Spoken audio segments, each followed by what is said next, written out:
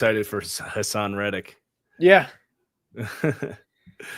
What is going on, everybody? We are live. I am here with Garrett Greenlee of the Football Analysis channel. We're also live over on his channel. We're doing a little double action.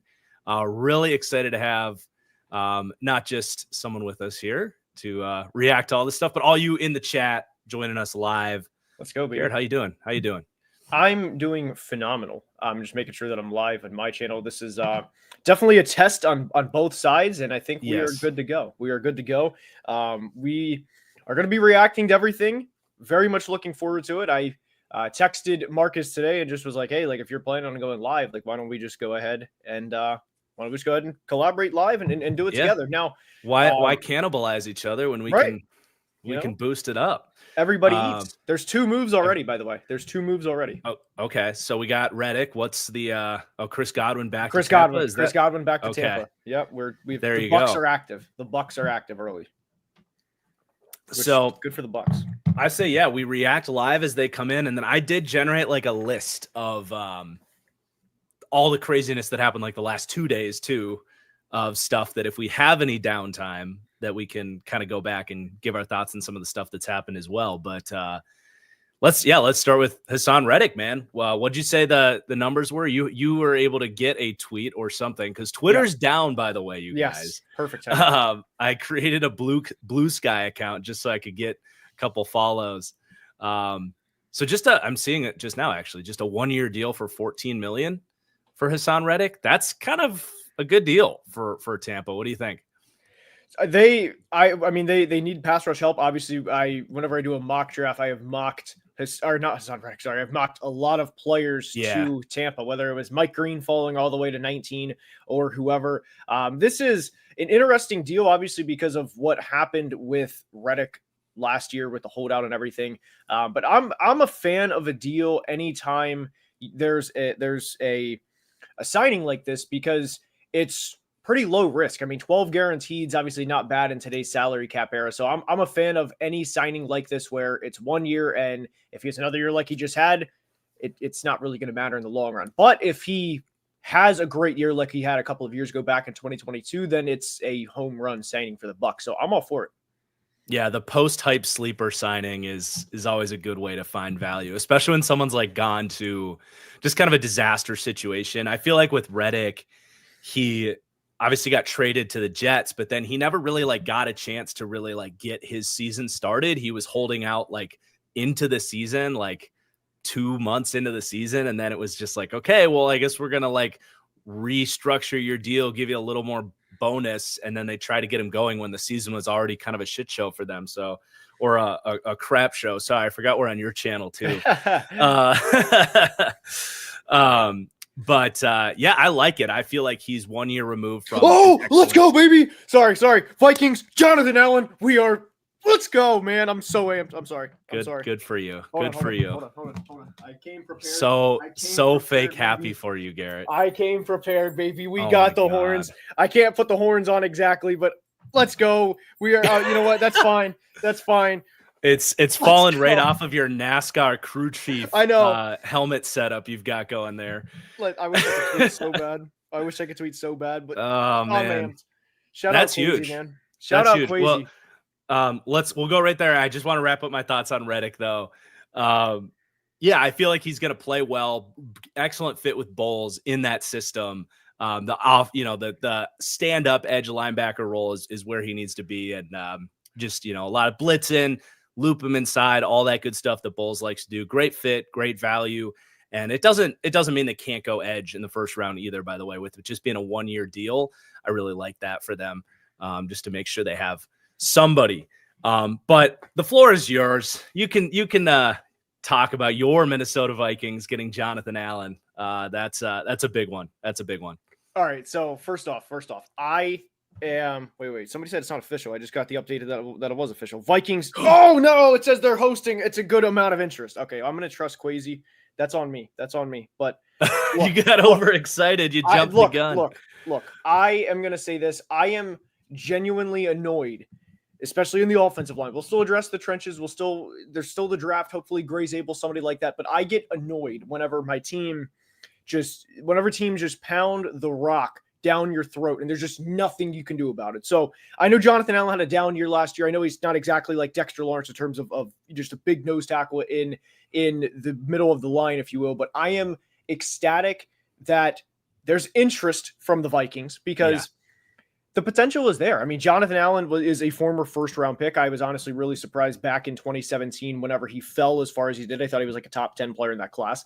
But he did have a little bit of a down year, but he's a former Pro Bowler. And we've seen a lot of or not former players, but we've seen a lot of veterans go to Minnesota over the past couple of years under Kevin O'Connell and Kwesi and really produce. So I definitely jumped the gun on that, but look, I don't regret jumping the gun. Okay. I don't regret jumping the gun. I don't regret jumping the gun. Maybe you'll get to jump the gun twice now. You get to be double excited if they actually lock it in.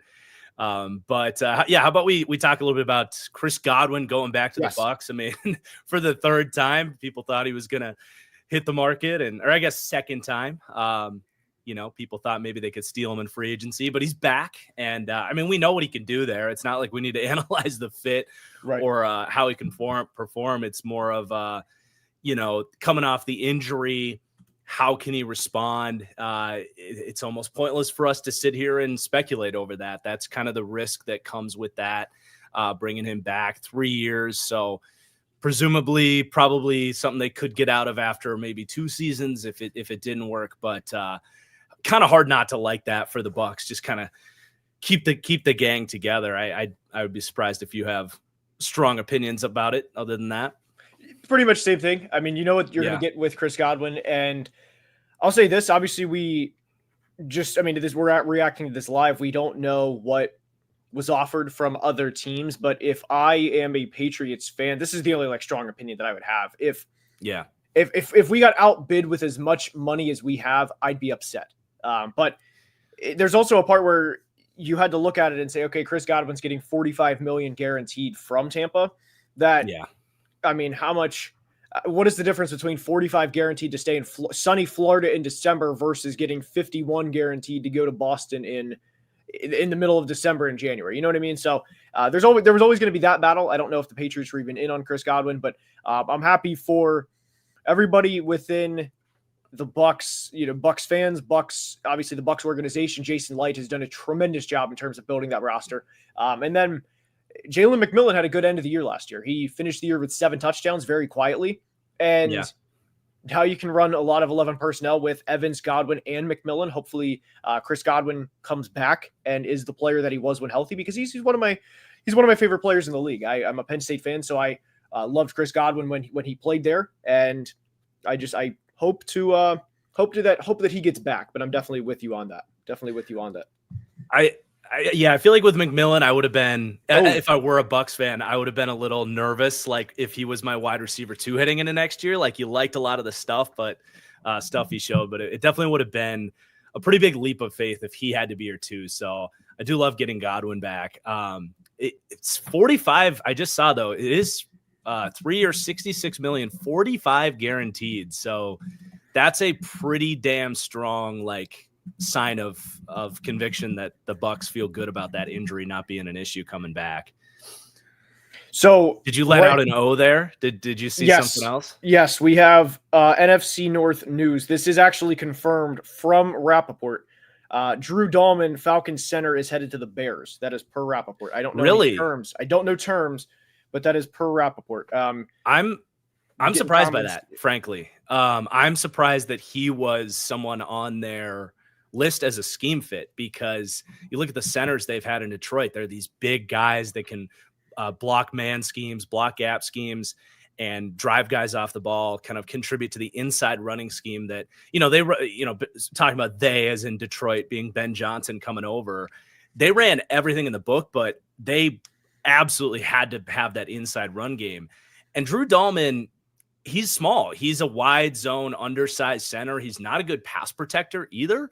Someone that, you take these smaller centers, you put them in these wide zone systems where a lot of the passing game is play action, where you're trying to replicate the run game. You get defensive linemen going east and west.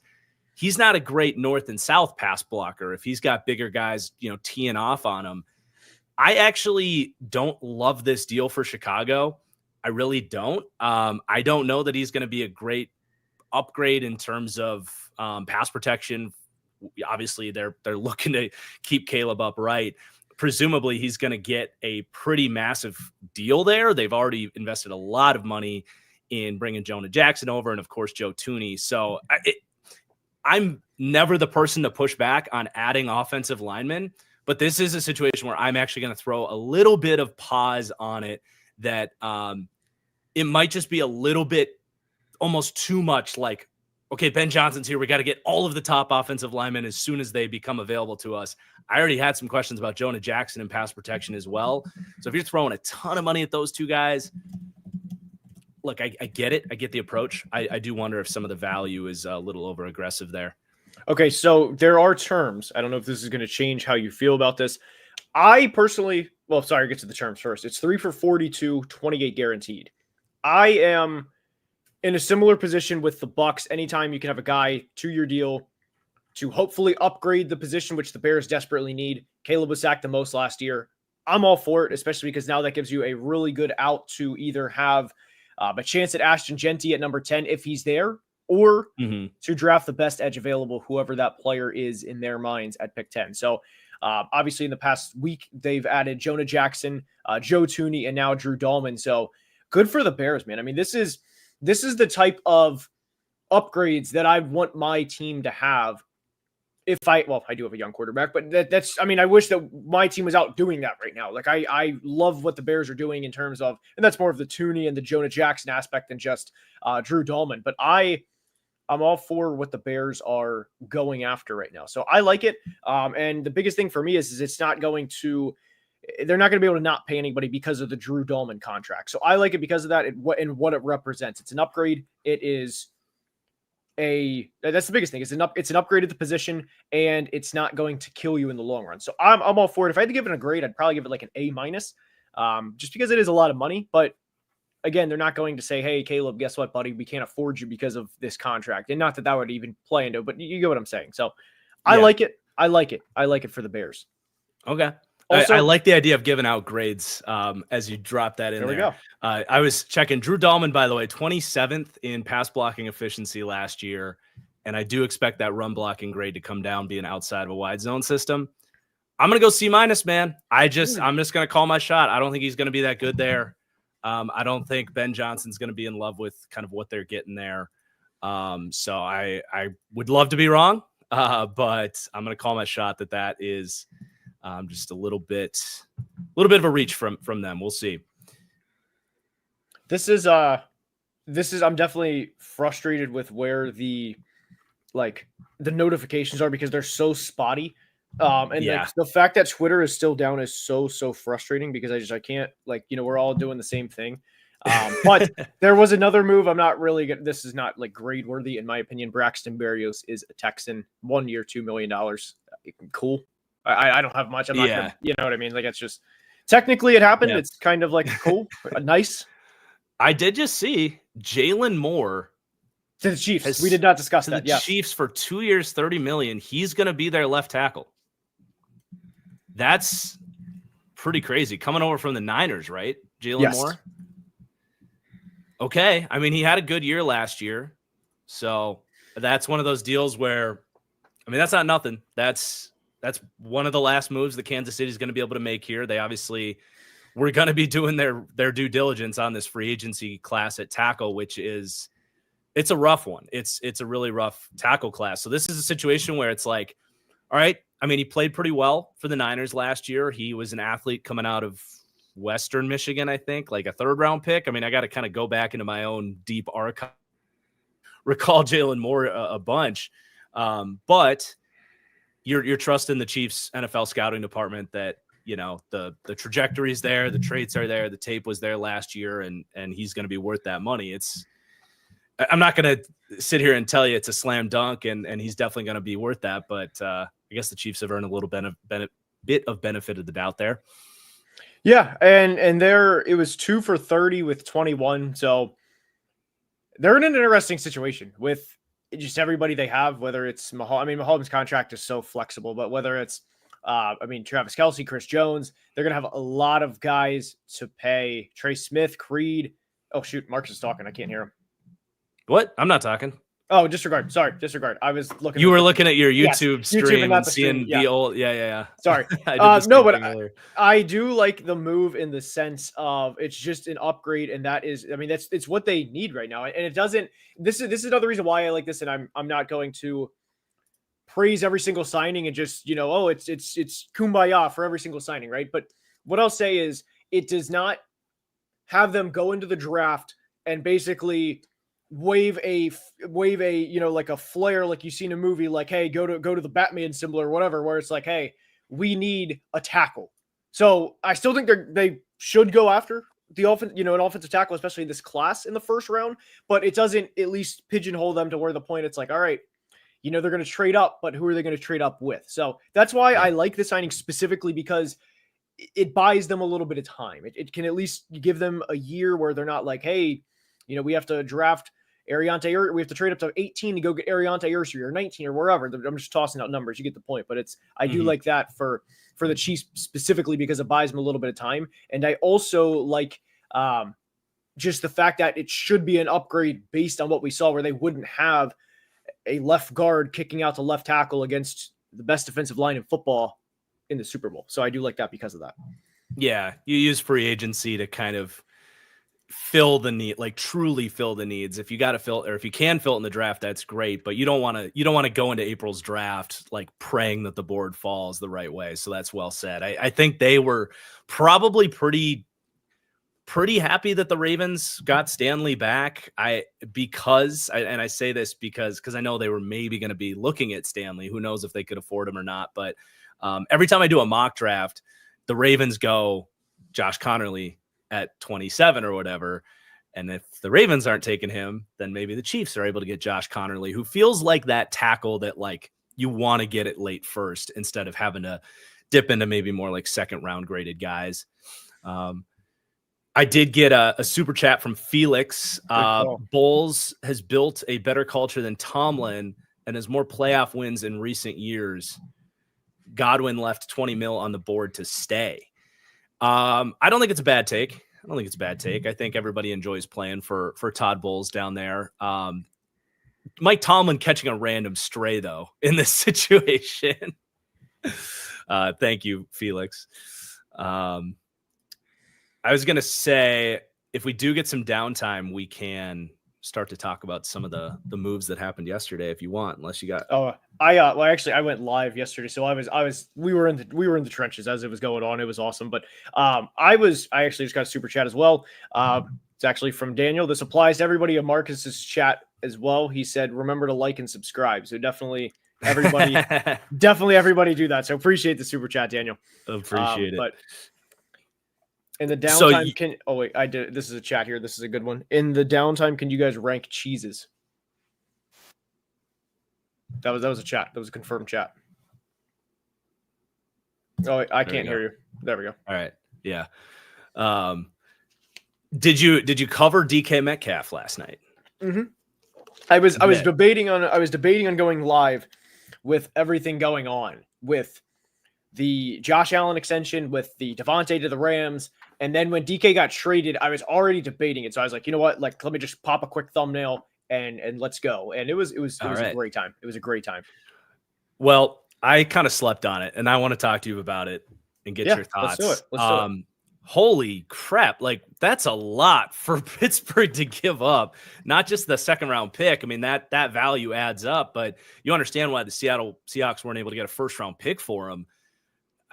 Like 33 mil a year, 155 years. Like, that is a crazy amount for a guy that kind of struggled at times last year with contested catches and a lot of just like frustrating football awareness issues, like not always working back to the quarterback or not keeping his feet down on the sideline, like stopping, not being in the right place at the right time on certain, routes against zone where Gino's expecting him to be here and then he stops over there. I don't love it for Pittsburgh, man. I just feel like that's kind of, but at the same time, I love DK Metcalf. So I'm really split. Yeah. On the plus side, they're not like paying a quarterback $1 bazillion. So you can kind of stomach it a little bit better. And hopefully he can help elevate all these different bridge and lowly drafted quarterbacks that they do find themselves bringing in. So I get why they were aggressive. If you're not going to be able to land that superstar quarterback, go get one of the best wide receiver duos in the league. It's exciting, but it's like, man, that's a lot for a guy that is probably a little worse than he gets credit for, frankly. What did you think about it? So I'm a huge DK Metcalf guy. I mean, he's one of my favorite players. Now I acknowledge he's not like a top 4 or 5 NFL receiver. But I have been frustrated with the Steelers for plural years. And it's just like, it's run, deep ball to George Pickens, punt. And that's how it was down the stretch of the 24 season. And I was beyond frustrated with a lot of preventable things just in terms of how they go about building their team. So I like the fact that they're actually making moves, but an average of $30 million or 33, because I think the extension was like 33, but it's a lot of money for them. But I kind of look at it as they're not in a great situation to begin with. And if you can give a second round pick in this class, and technically there was a swap on the back end, but if you can give a second round pick in this class, I think DK is worth it in that sense. Now I know you obviously have to pay him, which is a downside, and I'll be eager to see how they navigate the George Pickens contract, because that'll definitely be interesting. We have a couple more signings, but I was definitely eager to, or not eager rather. I liked the move for the Steelers just because it's like, hey, instead of treading water, we're actually trying something rather than, all right, George Pickens, Calvin Austin. I mean, Roman Wilson never got healthy last year, but God, Pat Freiermuth, go ahead, guys, go make it happen. Najee Harris, go make it happen. So I like the fact that they're actually going after. Now I'll be eager to see if we get a notification about a quarterback that they go after, which I would imagine would be either Rodgers or Darnold in the next, hopefully, half hour. We'll see, though. Yeah, I think it's interesting to think about what the DK trade could potentially set up for them. There's a little bit of redundancy and skill set with Pickens and Metcalf. Yes. And in the back of my mind, I kind of wonder if they might be open to moving on from Pickens. Maybe not after this. Like, they might play him together this year, but they might say, hey, we don't really plan on paying Pickens $30 million for all the kind of locker room drama and all that stuff, because that does exist. And they said, well, we can get a similar player here and kind of lock that in. And then in terms of the quarterbacks, like, I will say they're two like most realistic options, I think. I mean, well, in Fields too, but Russ and Aaron Rodgers, those two guys love to throw balls down the boundary, back shoulders, go balls. Like, that's where they're comfortable attacking the field.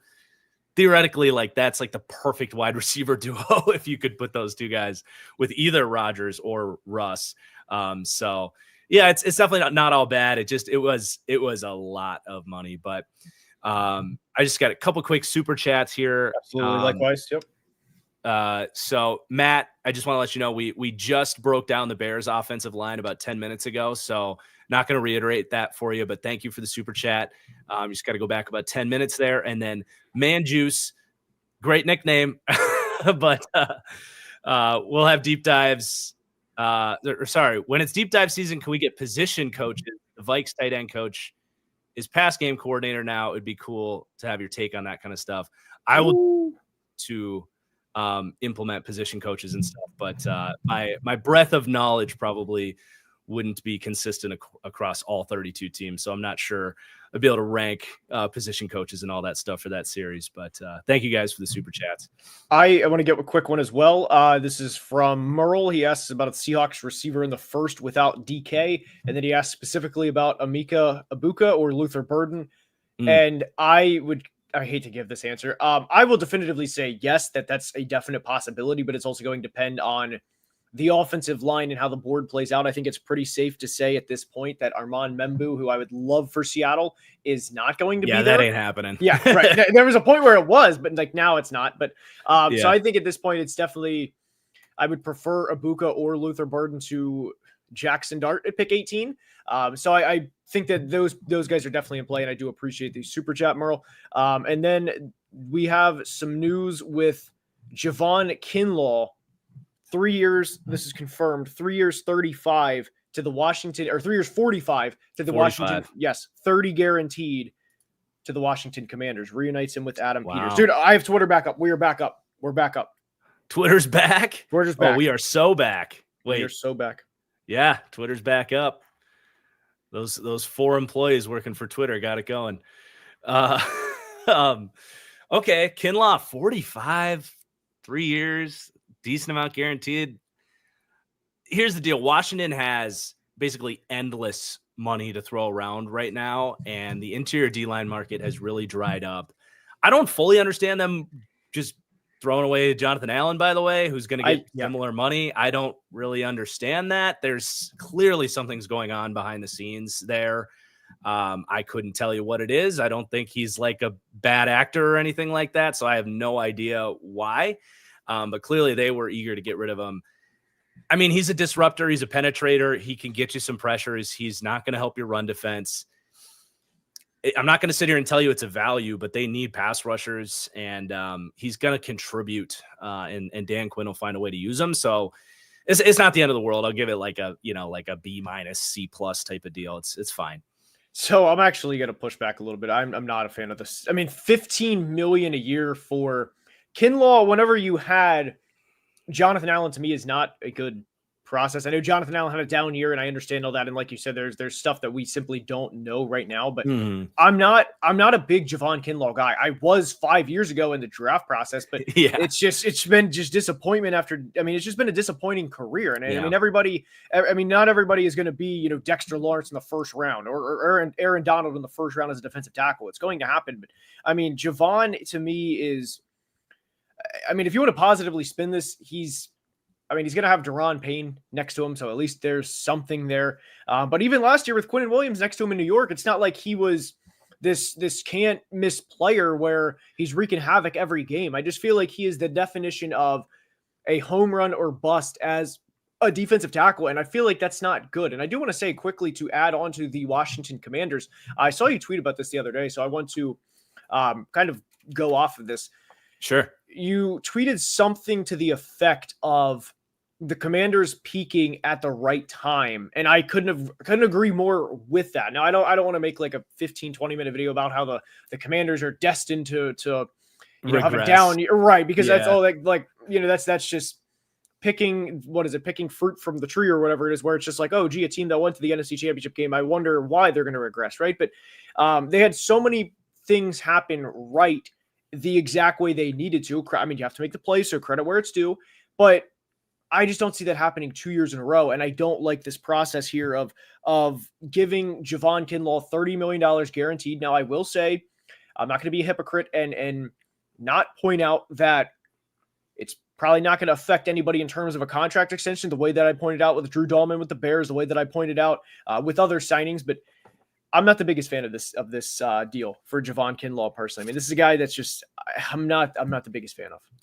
10% pressure rate, more or less, the last couple of years. 30th in pass rush win rate. Back-to-back years, PFF pass rush grade around 70. He can disrupt. I think Dan Quinn needed that guy for his stunts, his blitzes. I guess I'm a little higher on it than you, but I think you're totally fair to be pretty harsh on this one. I welcome being wrong, of course. Welcome being wrong 100%. But all right. So are we all caught up on, I think we are on transactions? No, Chiefs Elijah Mitchell, running back Elijah. And then the Bengals also brought back defensive tackle BJ Hill, which I'm not really gonna. I mean, BJ Hill they brought him back. That's technically not. I mean, it's whatever. I will say, 3 years, $33 million.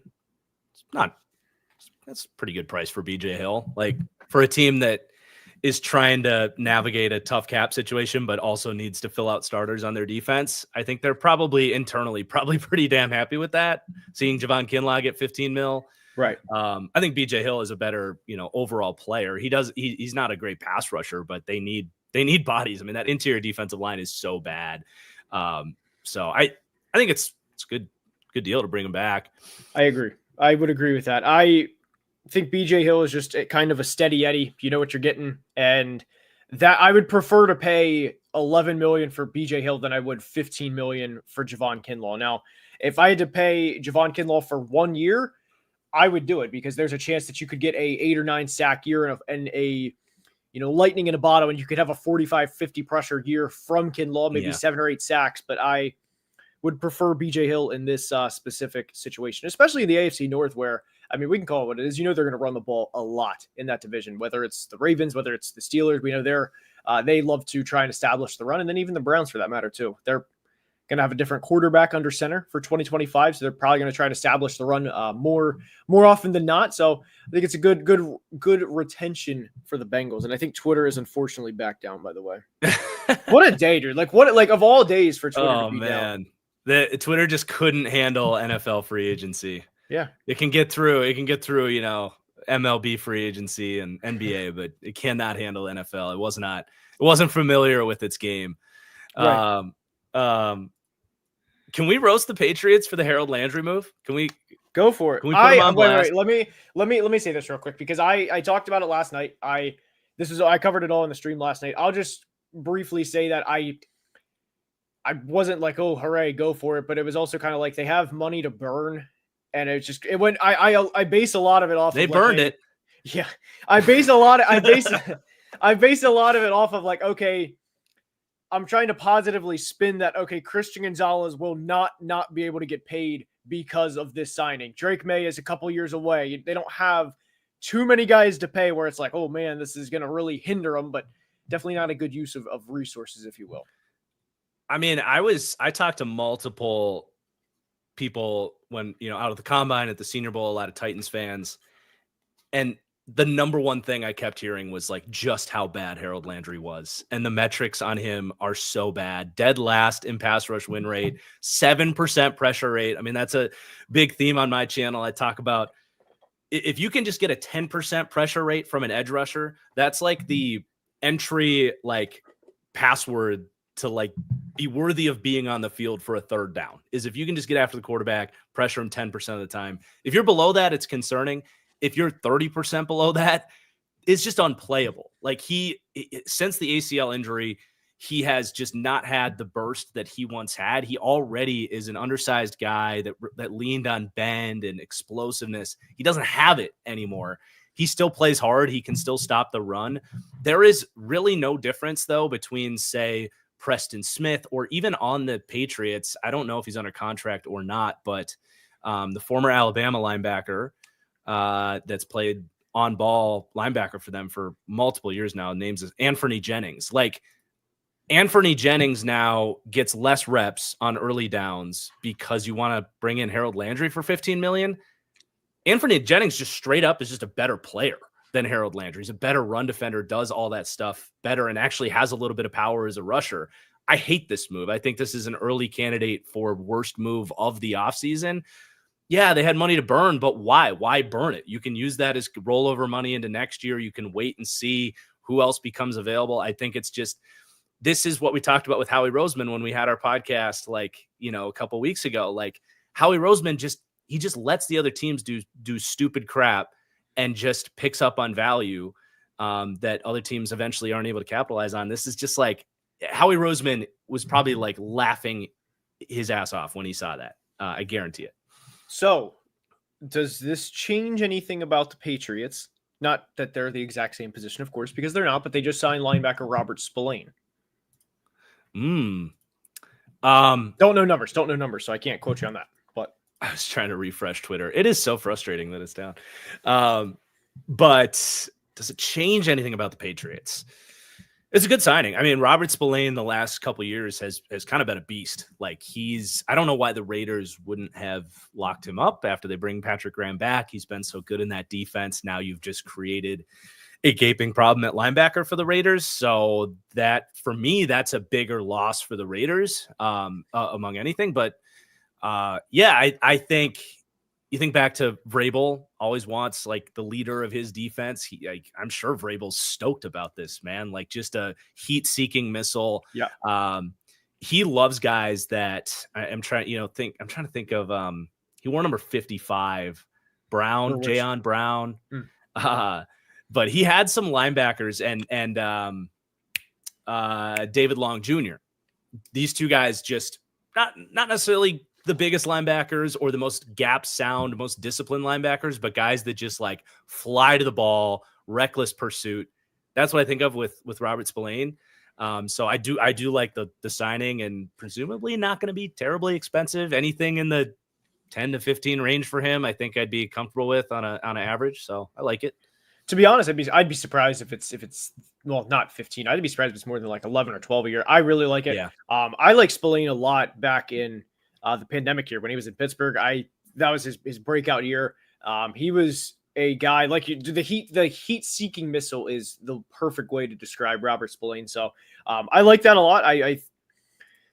I know they have money to spend. I'd be surprised if they gave him more. And I know even with the cap exploding, I'd be surprised if they gave him more than 12 a year. So I do like that. Now we do have one more move here. We have Jordan Lewis to the Jags. He becomes the highest paid nickel corner. That is the only, there's no numbers. There's no numbers yet, but it was confirmed from Peter Schrager that Jordan Lewis is the highest paid nickel corner to the Jags. Wow. Well, this is a victory for my studs and duds series. A couple days ago, I was saying he's going to get a bunch of money this year. There you go. Didn't think he was going to become the highest paid nickel corner, but he had a hell of a year. 29 years old, I believe. He's been in Dallas for so long. Just good coverage production. Kind of we can reuse the term heat-seeking missile with him. Like he's one of those see ball, get ball types. And for Jacksonville, so highest paid nickel. That's actually not that much. If you think about it, that's probably, that's probably like 11 or 12 because the nickels just haven't gotten paid that much. So I'm down with that for Jacksonville. They are desperate for corners, and that gets Darnell Savage out of your starting lineup, which is always a plus. So I also like it, and I've been hoping that this is not going to happen now, at least, but I was always hoping that there was a way where we'd have Travis Hunter and Tyson Campbell. Unfortunately, probably not going to happen. Never say never. I still think it could happen. We've seen weirder things in the draft, but that's my dream. But if you can at least like start to attack the secondary and build your defense one at a time, and even if you don't get Travis Hunter, Mason Graham would be a good option at pick 5. But when you have guys to be able to get after the quarterback in Hines Allen and of course Trayvon Walker, the Jags defense to me, at least up front, is, from a pass rushing perspective, it's pretty solid. So you got another good corner, and you're in a division that's not. It's not unwinnable, right? It's not bad. It's not great. The Titans are in a situation. The Colts are in a situation. So the Texans probably not going to have Tank Dell for a lot of 2025. Diggs is a question mark at this point, whether he's back or not. He's also coming off a torn ACL at 31, going on 32. So new coach with Trevor. It's a very winnable division for the Jags. I will say it's a very winnable division. I will say, I was just pulling up their depth chart. Kind of forgot about Jarrian Jones, who did have a good rookie season in the nickel. So interesting that they basically said nah on that. Maybe they think he can play outside, but that is at least an interesting note on this. Jarrian Jones had a ton of like really impressive splash plays, but a lot of really bad lows as well. I think he led all defensive backs in missed tackles. I want to, like, my recall on this, I think he missed 27% of his tackle attempts. And as a nickel player, that's like really, really rough, because you can be the best coverage nickel corner in the league. You're still going to allow like 2/3 of your targets, because it's just, they're quick hitting, they're quick hitting throws. You're going to get bumped. You're going to get, knocked off your coverage. You're going to allow receptions as good as you might be. So if you aren't, keeping guys underneath and finishing those tackles, it is an issue. So they might've just watched the film and been like, we'll keep him as a backup and let him compete for the outside job. But we got to get a guy in Jordan Lewis Jordan Lewis? Am I second? Yeah, Lewis, right? Yes, I've yes. Totally had a brain fart there. But I want to say Jordan Lewis, like, one thing I was praising him for was the tackling consistency. And I'm trying to pull that up right now. So I'm just curious if that all checks out.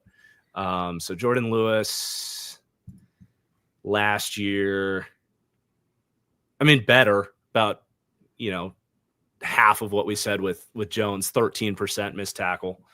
rate. So definitely better, but not like elite or anything. Last year was really high for him, or good high for him. I did like Jerry a lot coming out of Florida State last year, and then of course Renardo went to San Francisco in the second round. But that was fun corners from Florida State last year. There's another one this year. I'm kind of completely going off topic with Zaire Thomas. I love his game, but I'm happy with where the Jags are headed. I really am, because they are bringing in better football players, and that's the biggest thing. And I mean, obviously last year was frustrating, and I did a little breakdown at one point regarding just Anton Harrison had a tough start to the year. I thought he was on pace to being a draft bust. Credit to Anton, he played a lot better as the season progressed. But the first couple of games with the Jags in particular was brutal. And that was kind of before BTJ really got going. I know he had the big 85-yard touchdown early in the year. The big splash play was the one against the Colts where the corner was like fully outstretched, and it was it's a pretty funny screenshot. But the Jags had a tough start to the year. Tough overall last year. They had the 5th overall pick. Yeah. But, I like where they're headed, and I will stand that I don't think they are the 5th worst roster in the league. I will stand by that. I know they're picking 5th in the draft, but I will stand that I don't think they're the 5th worst roster in the league. Also, Rams brought back Jimmy G. Not that Jimmy requires a lot, but they brought him back. I got a question for you. Where do you think Rodgers goes? Okay. Vikings? No. It'll be an all-time reaction. If he gets on here, it'll be if he signs with us while we're live, it'll be an all-time reaction. However, realistically, Pittsburgh or Tennessee is where I would say. I don't think it would make sense for him to go to Seattle. I think Darnold going to Seattle makes more sense. Because really, yeah, I do, because at least with Darnold, and I saw you kill the Geno trade, and I get it. I fully understand why, but I wasn't too opposed to the Geno trade, because by the time that they would rebuild everything with Seattle, I didn't think that they would be a Super Bowl caliber team. I mean, he's already 34 going on 35. I feel like that's a tough to sell on, or tough pill to sell it, or tough, it's tough to sell that to yourself that, hey, by the time Geno's 37, he's going to be doing what Matt Stafford's doing now, and that he'll be good, and that we're still going to be a good team by then. And that was always tough for me to sell. So I get that. I get the decision. But I think with Darnold, given that he's only 28, that if he works out, hey, we have a guy for the next 2 or 3 years, and he's not going to cost Josh Allen money. He's not going to cost Dak money. At least you wouldn't think, unless he has like a 40 touchdown season this year. So Darnold will obviously get a pay raise from 10 million last year, but I think it makes a lot of sense for Seattle to gamble with Darnold for 1 year. And if he works out, then you kind of have, not exact, but kind of a younger Geno Smith as to what you've been doing the past couple of years. Because Geno was always, he's always 32, 33, even when he had the right back year a couple of years ago. He was always a little older, and then here we are, he's going on 35. I'm just really worried. Like, they got to fix the freaking interior of the offensive line. Because it's like, did you watch what happened with Sam Darnold? Like, I think Darnold's pretty good when he gets tackle pressure.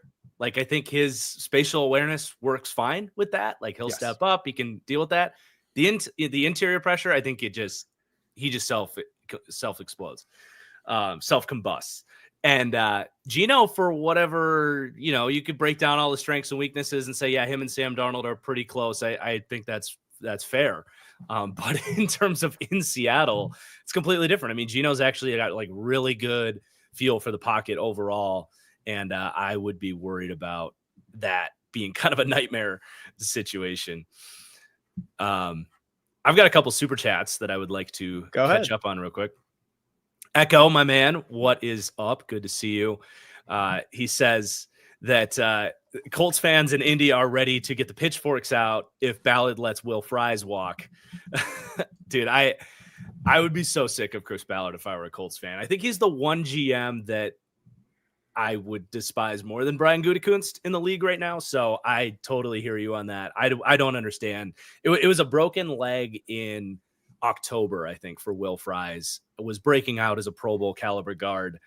Yeah, bring him back. You don't need to create any extra problems for Anthony Richardson. It's not like they don't have cap space, because they never go and do anything. All their, what's the point of never spending money if you don't retain your good players, as they did last year? So hopefully they can work things out. But yeah, get your pitchforks ready if they let him go. Alex as well, thank you for the super chat. Basically just agreeing. He says, I was equally confused why we paid Landry with his injuries. I hope his contract is basically 1-year deal with how it's structured. I think it was more of a 2-year. I mean, they could probably get out of it after 1 year, but they're still going to eat some dead money on it. And then Mark says Rodgers is close to Pittsburgh on a deal, which was kind of floating out there this morning. Did you have any super chats you would like to catch up on? No, unfortunately none. But hey, look, we're getting there. That's actually embarrassing. But anyway, we're no, shout out to the TFG fans. You guys are better. I was making sure. I thought my screen was like frozen. I was like, wait a minute. So, no, we are good in that aspect. I was just making sure that I wasn't like. No, you're still broke, bro. Yeah, no, I'm just kidding. Right. Totally kidding. I need to be able to get the Mobile next year. So. Exactly. I'm just waiting for we got to get Cookout in Mobile, dude. I had it the other day. By the way, if anybody is listening, Cookout is just a nice chef's kiss. Dude. I need a retry because unfortunately I think my burger got a little burnt. Shout out. So, I just actually got a super chat. Shout out Ray Lopez. He said, "Got you, dog." A super chat. Shout him out. Shout out Ray. So get into Mobile. That was his first super. That was his first super ever on a stream. So awesome. Yeah. All of you guys, by the way, and I speak for Garrett, I think. Thank you for joining us. It just anytime I do one of these live streams and get to hang out with you guys on days like this where we're all just geeking out about stuff, it always just blows my mind that we get to do this. So 100%. Feel the same way. And actually, my ex-wife sent another super chat caption. Here you go, baby. So appreciate that. But I'm reading both chats. I'm keeping up with both chats, so we're doing good. I'm reading your chat as well, so I'm just making sure. Yeah, less colors as well. The last super chat to catch up on. Sending love from Duluth. Skull, baby. Message for both of us. Who should the Vikes bring in? I'll let you answer that, Garrett. All right. First off, now the super chats are rolling in from my cheap. So they're rolling in now. But so first off, shout out Duluth, Minnesota. Shout out. That's where my guy CJ Ham is from. Two-time Pro Bowl fullback CJ Ham. He's awesome. So who should we bring in? First off, Jonathan Allen would be nice. That'd be very nice. I sit back and watch the playoffs every year, like all of us, and I am very envious of teams like the Eagles and the Chiefs that. Not because of the Jalen Hurts and Patrick Mahomes, and I'm not going to talk about Jalen Hurts with you, Marcus. I know that's a slippery slope, but I just watch and I'm just like, it would be nice to watch a team and not have to worry about watching Ed Ingram or Blake Brandel or Garrett Bradbury across the interior offensive line get absolutely bullied by Dexter Lawrence when we play the Giants or Jalen Carter when we play the Eagles. And not that we have Kirk anymore, but when we played those teams, like 2022, 2023, there were games I just went into the game at 1:00 on Sunday and I'm like, oh boy, Kirk, please survive this one, buddy, because Dexter's going to be in your face all game. And Kirk only weighs like 200 pounds. Dexter's like 340. That's a lot of weight Kirk's giving up. So to give you an actual answer here, Jonathan Allen would be a step. I had Trey Smith as a potential candidate for a long time. But right now, realistic in terms of the draft, Gray's-Able would make a lot of sense. I think there's a favorable comp, like draft profile style, if you will, to Graham Barton from last year from Duke. Mm-hmm. Graham Barton had a solid year for the Bucs, all things considered. Draft offensive line and do not overthink it. I'm very sick of Garrett Bradbury. I mean, I know he's, to me, kind of like similar, but the thing is, he's not as good because Kirk Cousins at his peak, good quarterback, not Mahomes out, obviously not that level, but good quarterback. He's like a 4 or 5 time Pro Bowler. Garrett Bradbury's a lesser Kirk at the center position where it's like, okay, do we replace the guy? Because in theory, you can do a lot worse than Garrett Bradbury and a lot worse. And obviously Seahawks fans know that. But the ideal situation would be to get somebody like Jonathan Allen in free agency and then Gray's-Able in the draft. And then maybe even on day 2, day 3, another interior offensive lineman just for depth. Or that would be day 3 rather than day 2. But you get what I'm saying. So go all about the trenches and then corner as well, by the way. Yeah, corner for sure. Whoever it is, I think they should get Murphy back. But it's funny hearing you talk about Bradbury because that's exactly why I was pushing back on the Dalman signing earlier because he's the same guy.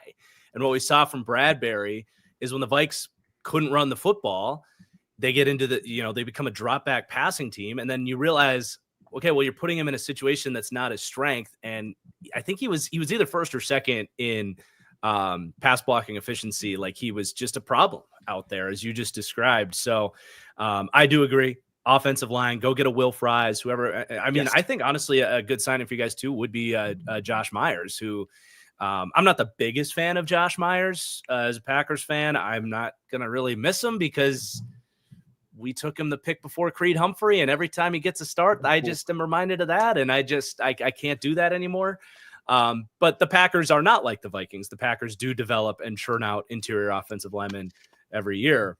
But yeah, I would throw Josh Myers out into the ring for you too. You are making a face. What do we have here? We have let me just hold on here. This signing to me is not, I'm not a big fan of this, at least initially. We have a Dan Moore Jr. signing.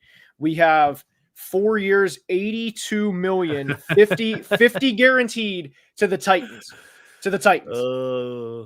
Oh my gosh. It was I don't remember who put it out there this morning, but someone did have a big post that his contract, I think it might have been Schefter, was like, look out for him. Like he's going to get, I mean, supply and demand, man. This was not a good tackle free agency draft. A free agency class. We see this every year in free agency that teams are willing to cash out to fill in their needs. Hey, if I went through a whole year with Nicholas Petit-Frere as my right tackle, I would pay $20 million a year to Dan Moore as well. Massive overpay. I don't even hate it, though. I honestly don't even hate it because they're not going to be in a great spot to like fill that in the draft because they're not going to do that with their first pick. Like I don't think they're going to trade down far enough where like Membu makes sense or anything like that. And then you're getting into like second round territory. Like it just gets murky. Like just go get a guy that can play. He's fine. He's like, if you ranked the 60 starting tackles in the league, he's firmly like 48th. But at least he's a starting caliber player. He will have some losses, but it's not like Nicholas Petit-Frere where like you might as well like not even have him on the field, frankly. Dude, there were reps where I would there's if you've ever been on True Media, there's a specific thing where you can like sort by pressures, and if you just go look at like Nicholas Petit-Frere's pressures that he allowed, there were a couple that I looked up during Will Levis's rookie season, and I was just like this whether it's Will Levis or Patrick Mahomes or prime Aaron Rodgers, there is no chance that somebody is surviving with this. So I agree, overpay, but it's if I did give a grade, I'd probably give it a C. I'd give it around a C. I'm not a big fan of $50 million guaranteed for Dan Moore. Good for Dan Moore, though, dude. He got the bag. Yeah. It's also kind of, I'll tell you this, it's a depressing feeling knowing he's a month younger than I am and he just got $50 million guaranteed. It's like, oof, it's a tough pill to swallow. But, I would give it a B, and I want to ask you this. What else would you have done? That's the thing. So it's like, it's the overpay. C is like, it's average, where it's like, okay, I'm kind of weighing everything where you have the overpay, but then you also have the fact of like, you're not going to take Armand Membu number 1 overall. So I get it, but it's like kind of your hands kind of forced to the fire. And that's why I would kind of give it, if you want to bump it to a C+, B-, go for it. But I'm just not a big Dan Moore Jr. fan. And he allowed he allowed the most sacks in the league last year. Now the pressures were not as high, but the sacks were, and you can probably attribute some of that to Russ. It's not great when your quarterbacks are Justin Fields and Russell Wilson, who hold the ball as long as anybody in the league. Looks like we have Milton Williams to the Panthers. My chat is blowing up with that. My chat is blowing up with Milton Williams to the Panthers. I don't see any numbers. I'm imagining it's 25 to 30 million. I need my bell. Hold on. Somebody said, I have Milton. Hold on. What's the bell? Wait, this is my correct take bell. Oh, this is me. I'm a full of myself football analyst bell. Good for you. But podcast on Sunday, I had Milton Williams as the ideal signing for the Panthers. So you guys can go check out the breakdown of the podcast, I guess, if you want the spiel. But no, Well, I just love it, man, because you put him next to Derek Brown, and I'm assuming it's confirmed. I mean, I've got like 50 people in the chat. Like, I do as dropping well. it. So, yep. Yeah, I mean, the thing with Milton Williams, number one in pass rush win rate, by the way, this season for the Eagles, just monster blow up for him. Big reason he was able to do that was his own development, but also he's next to Jalen Carter, who's getting doubled all the time. Derek Brown's going to get doubled all the time. So he's going to have a similar setup. Just love this so much for the Panthers the scheme fit, the need, like to attract him in to be like, hey, you're going to be the highest paid free agent, but you know, he's going to have options. And like, this is a place that you want to be, you want to come win. And it, again, that draft flexibility. Now they can go into the draft and like, if their guy is there pass rushing wise at 8, great. But they also don't have to like reach on a need there. They can be more flexible in the draft. There's just so much to like about this. Keep pounding, baby. My Carolina Panthers are back. I do want to address a couple super chats, by the way. That is like, I'm happy for Panthers fans. I just wish that we could confirm the numbers. And that's I mean, it's gonna be you're right though. It's gonna be a lot. It's gonna be 4 years, probably 100 and north of 100.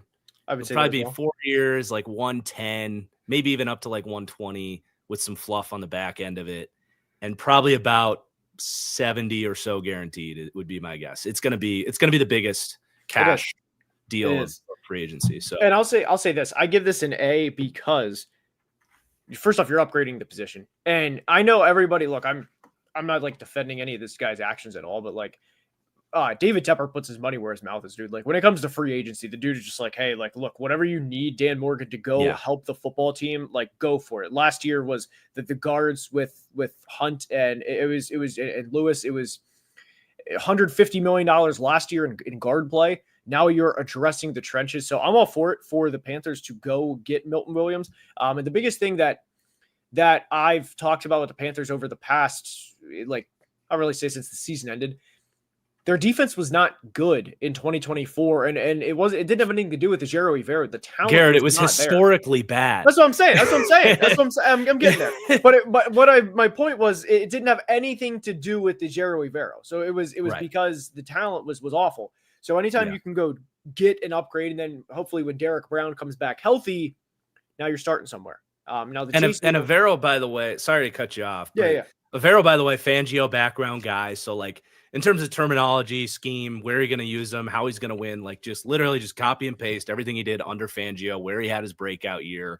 I love that you brought up like the Tepper thing, because again, not defending, throwing a drink on a fan and all that, right? But I do think back to think about what was said about the Texans and their ownership before they started winning, right? Like, there's all these accusations and people want to run the ownership out of town and all this stuff. All of a sudden, they get a quarterback, they start winning games. No one says a peep about the ownership. I like what you said about Tepper does want to win. He will put his money where his mouth is. I was talking to Eric Eager, who just got the job for the Panthers last year in their analytics scouting department. And just talking to him at the combine, and like, I asked him, I was like, how are vibes out there? Like, things have got to feel really good right now. And he was like, this is like a pretty special building right now. Like, the vibes in Carolina have just been completely flipped on their head compared to a year ago. And it's just like, this signing, I think, is just going to keep raising that up and up and up. And I'm just such a sucker for the Panthers, man. I think they could push for the NFC South next year. I really do. Shout out to Queen City, by the way. Shout out to Queen City, dude. Beautiful, beautiful area. Oh, yes. Shout out Charlotte. It's sad. Sad to not be there for the Panthers glow up. I got some super chats. Do we have? So. Yep. Okay. You go first. Hold on, I'm trying to scroll here. Go ahead, because I'm scrolling. All right. Yeah, it kicked me out of my chat room for a second. All right, I got it. Well, this one's spot on. Thoughts on the JC Horn deal? I don't have any big takes about it, but I mean, great to get him locked up. Again, vibes are good. Today, they're in that building. They're going to fly in Milton Williams on David Tepper's private jet. They're going to come in, J.C. Horn, Milton Williams. They got a couple guys back, re-signings too. Like they're gonna really be feeling good about everything heading into next year. I think he played up to it last year. He's just got to stay healthy. I think he's now the highest paid corner in the league. I don't have an issue with that. He's just got to stay healthy. Dumpster, thank you for the super chat. Matthew, if I was Cleveland, would I have kept Myles Garrett? I was thinking about this yesterday. I would have actually loved to kind of hit the reset on Cleveland and get picks for Myles Garrett, but realistically, like it was going to detonate their team because all of that future money that they've restructured and the void years and all that, like pushing it into the future, if they trade him, that all escalates to this season. So they were going to have to not just trade him away, but like cut a bunch of guys. It was really going to be tough. And I do want to shout out Cleveland for working that out with Myles Garrett. Just on a like human level, like just to have conversations, talk through things, say, here's the plan. We think you could be a part of this and work it out. I think Cleveland deserves credit for navigating a pretty messy situation. I do have some more. Let's just try to rip through them, I suppose. But from Legion, could Jarian Jones work at strong safety if he cleans up tackling? I do think he could play safety if he improves his tackling. That's a big if, though. But yeah, his range and ball skills could definitely play at safety, but definitely a big if on cleaning up the tackling. From Connor, now the Falcons cut Grady Jarrett and couldn't retain Drew Dalman. Where do you think they go from here? Expecting to cut David Onyemata as a cap casualty. Yeah, the Falcons are tough because they don't have a ton of cap space. So I'm not going to sit here and say you should go spend a bunch of money on, linemen. I think for them, they not only did they desperately need defensive linemen when they took Michael Penix in the top 10, but the guys they took got hurt. Like they trade up for Okoronkwo, right? Yeah. Was that right? The Clemson D tackle. And he wasn't able to. Ororo. Thank you. Yeah, they trade up for him, and he's unable to play. I think the Oregon edge that they took, Dorless, I think he was hurt. So, like, the pieces that they invested in weren't healthy. So, like, they got to get those guys back. They got to get some development from those guys. You've got a defensive coach for a reason. You've got to be able to get something out of those guys. That, I think, is the number one thing that has to happen. You can try to find some budget signings on veterans and stuff, but it's just a tough situation, man. I don't have a God send, here you go, you get Myles Garrett answer for you. It's they just got to grind, man. Bryce, thank you for the super chat. Colorado, super chat. Adebo is gone. Should the Saints take Will Johnson? No, Saints got to beef up the line. Yeah, I'm a firm believer that if you're in a situation like the Saints, you do not take a cornerback. You take offensive line, defensive line. You got to build through the trenches. Dropping Will Johnson into there, that's great. He's going to be sitting there like, what do you guys want me to do here? Like, I can't cover for 4 seconds. And then it's just, no, you don't take Will Johnson. Go mid-rounds on corners, in my opinion. Wait, Marcus, let me cut you off. Are you good with, are you not a fan of Cameron Jordan at $20 million a year in 2025? Oh, I was thinking Cam Bynum. I thought you were about to tell me Cam Bynum just got $20 million. Cameron Jordan. Yeah, dude, Cameron Jordan is so bad. He's literally just there as a position coach and a mentor at this point. He's like the defender. He's like the Udonis Haslam of the NFL. Do you know who that is from the chance? If the chat, you know. Yeah, my NBA knowledge is so bad these days. Well, basically he played from like 2003 to like 2014, and then from 2016 to like 2022, the Heat kept him on the roster, and he played like in a 82 game season, he played like 150 minutes a year. Like he was like a 2 minute, like he would play like 10 minutes one night, go like 20 games without playing. And then it was hilarious just because they kept him on as an unofficial player coach for years. Oh man. By the way, the Patriots signed Carlton Davis, 3 for $60, 34. Yeah. Guaranteed.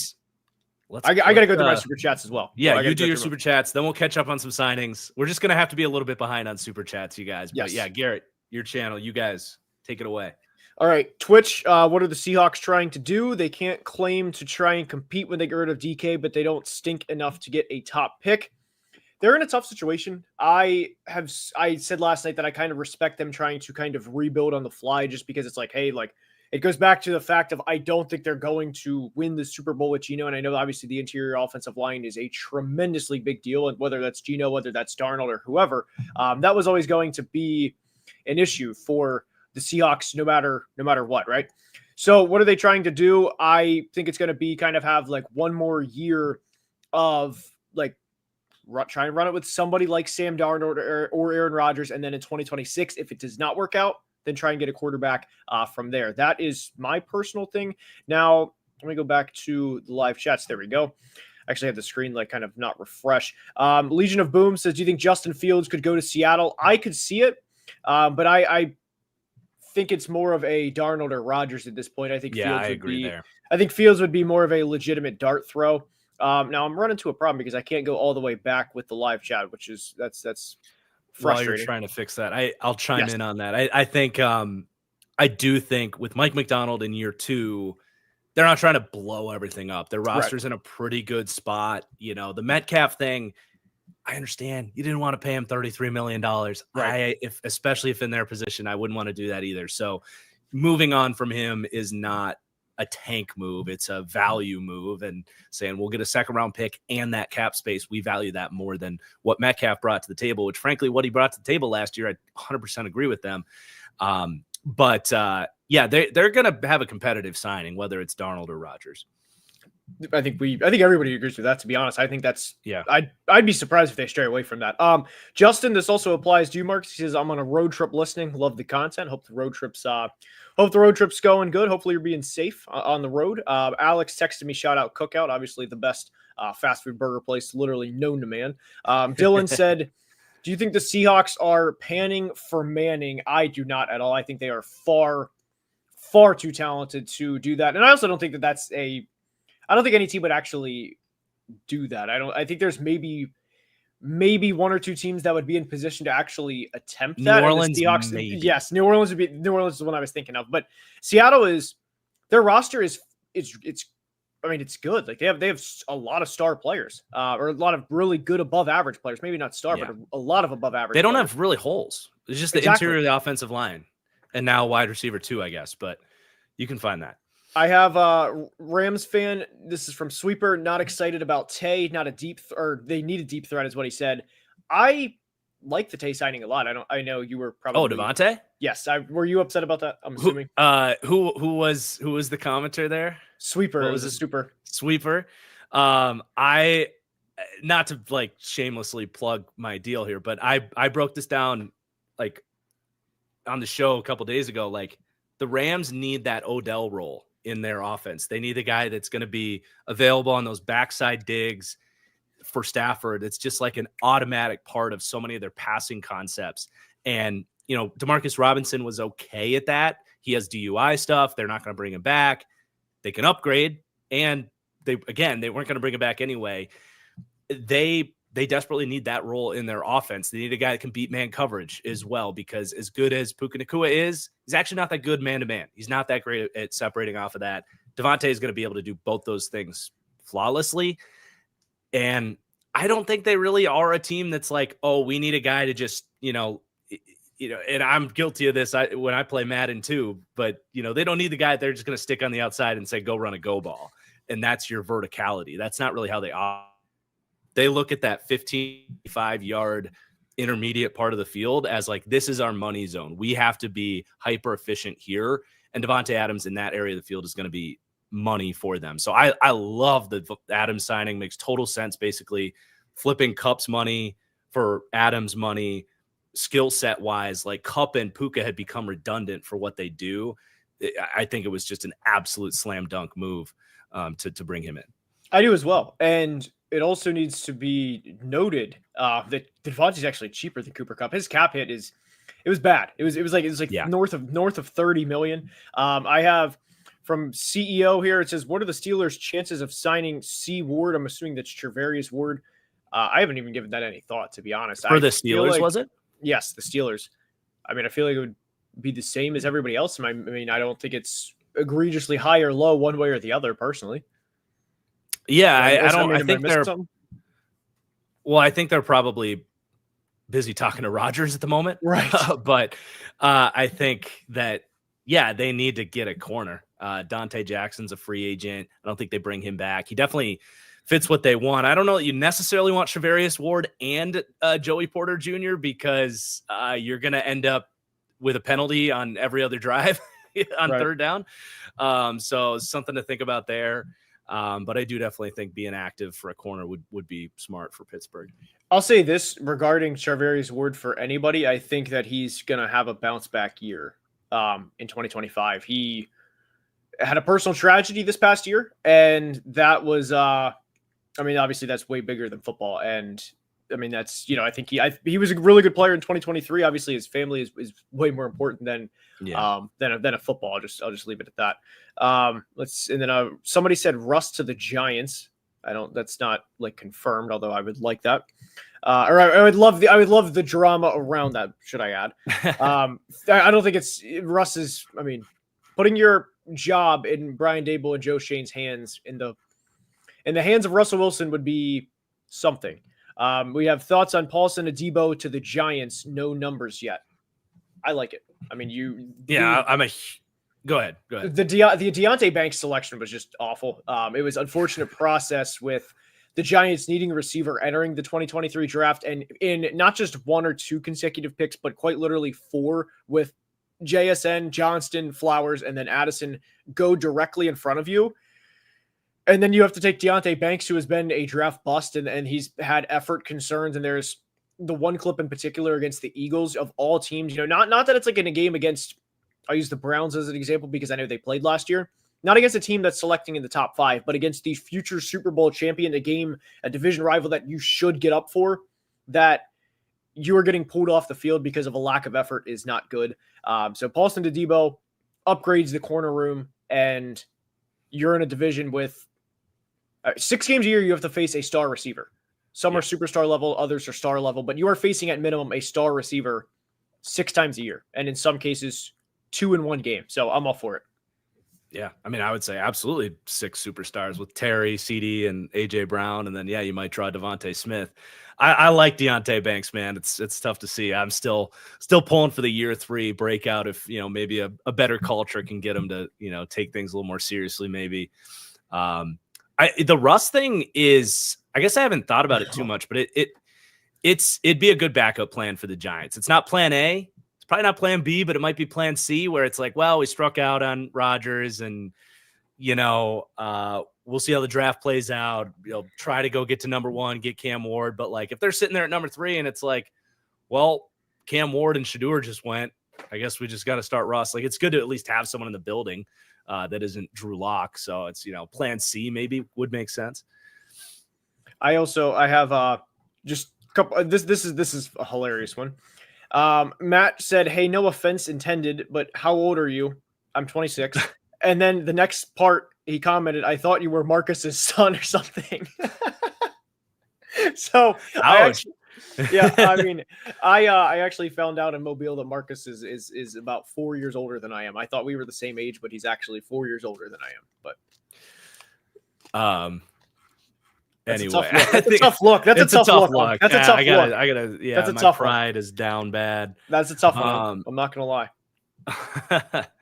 We should talk about that I'm not your son. No, the Patriots getting Carlton Davis. Yes. For what was it? 3 years, $60 million. Yes, 34 guaranteed. So I love Carlton Davis. I love him in New England. In Mike Vrabel's defense, comes from that kind of quasi Belichick background. He always wants the ability. He wants to have a press man corner, to have the luxury to put him on a number 1 receiver, play cover 1.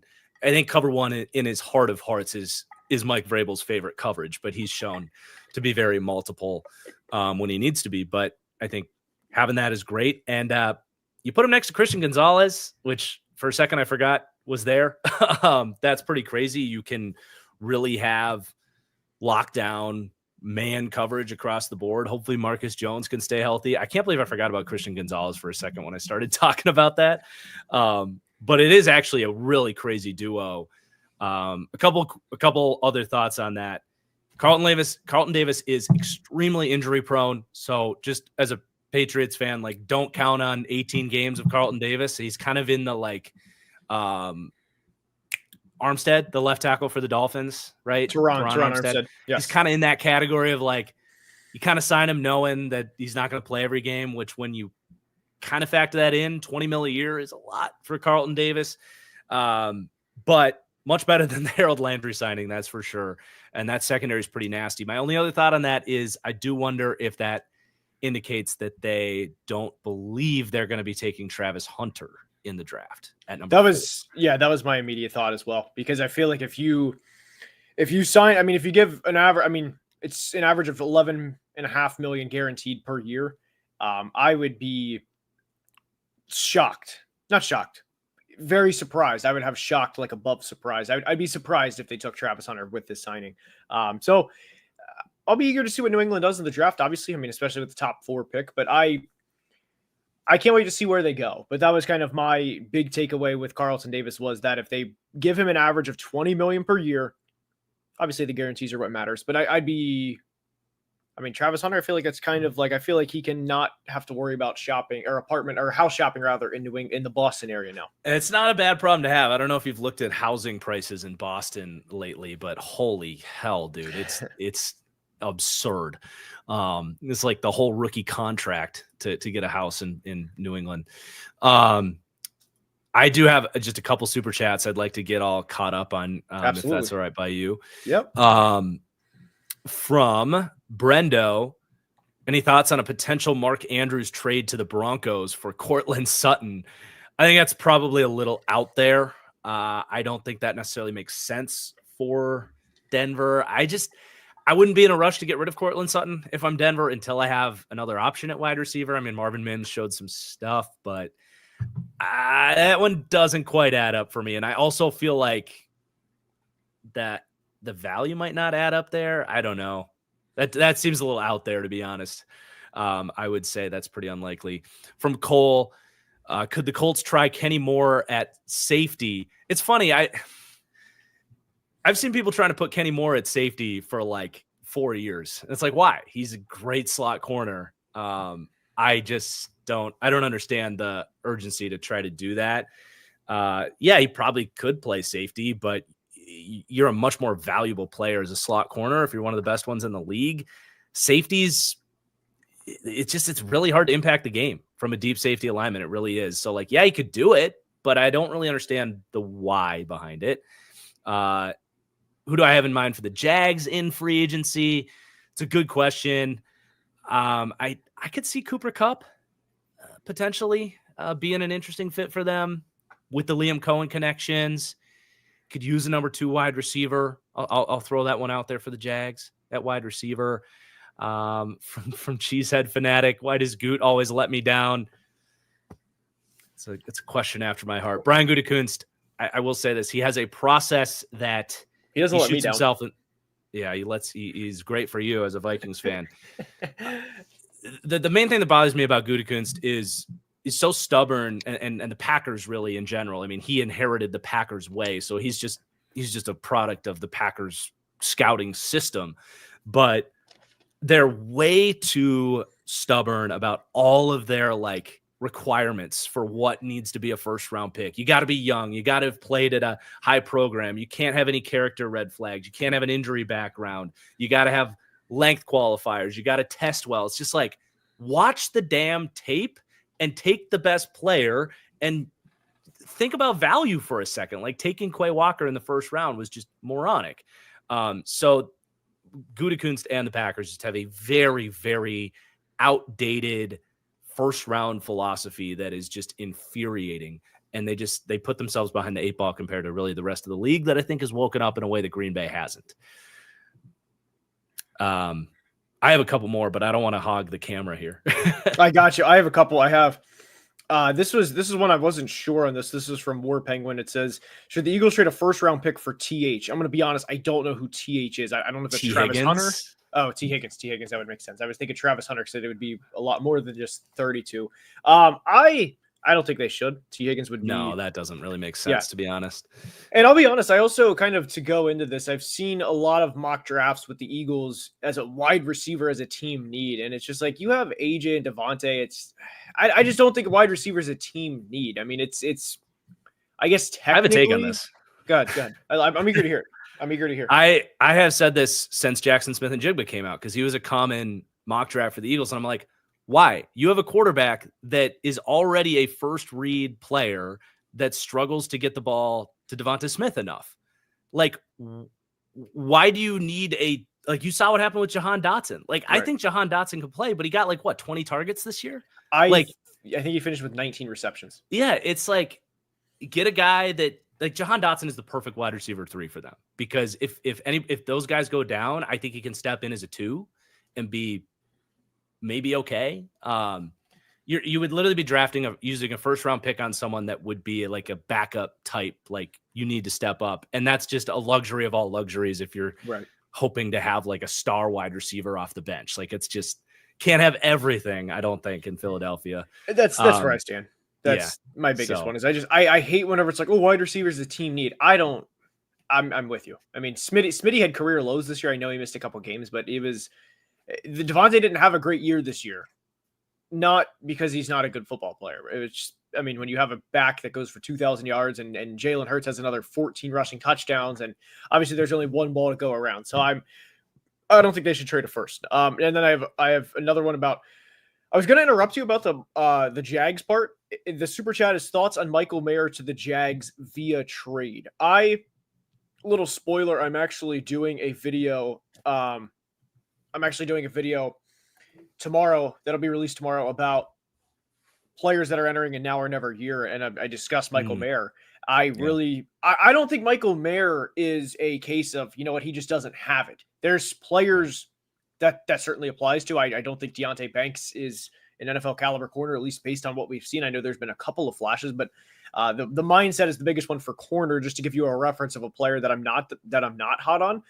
But Michael Mayer to me is a guy that he's had the flashes. I mean, he's had multiple games where he looks like he could legitimately be the guy, but now you have, not an exaggeration to say, a guy who had an all-time rookie season at the same position. So Michael Mayer going to the Jags would be for me, it would be kind of like a dream fit. That would be, or not dream fit, but dream like destination, because you would have Trevor, you'd have BTJ, you'd have Mayer.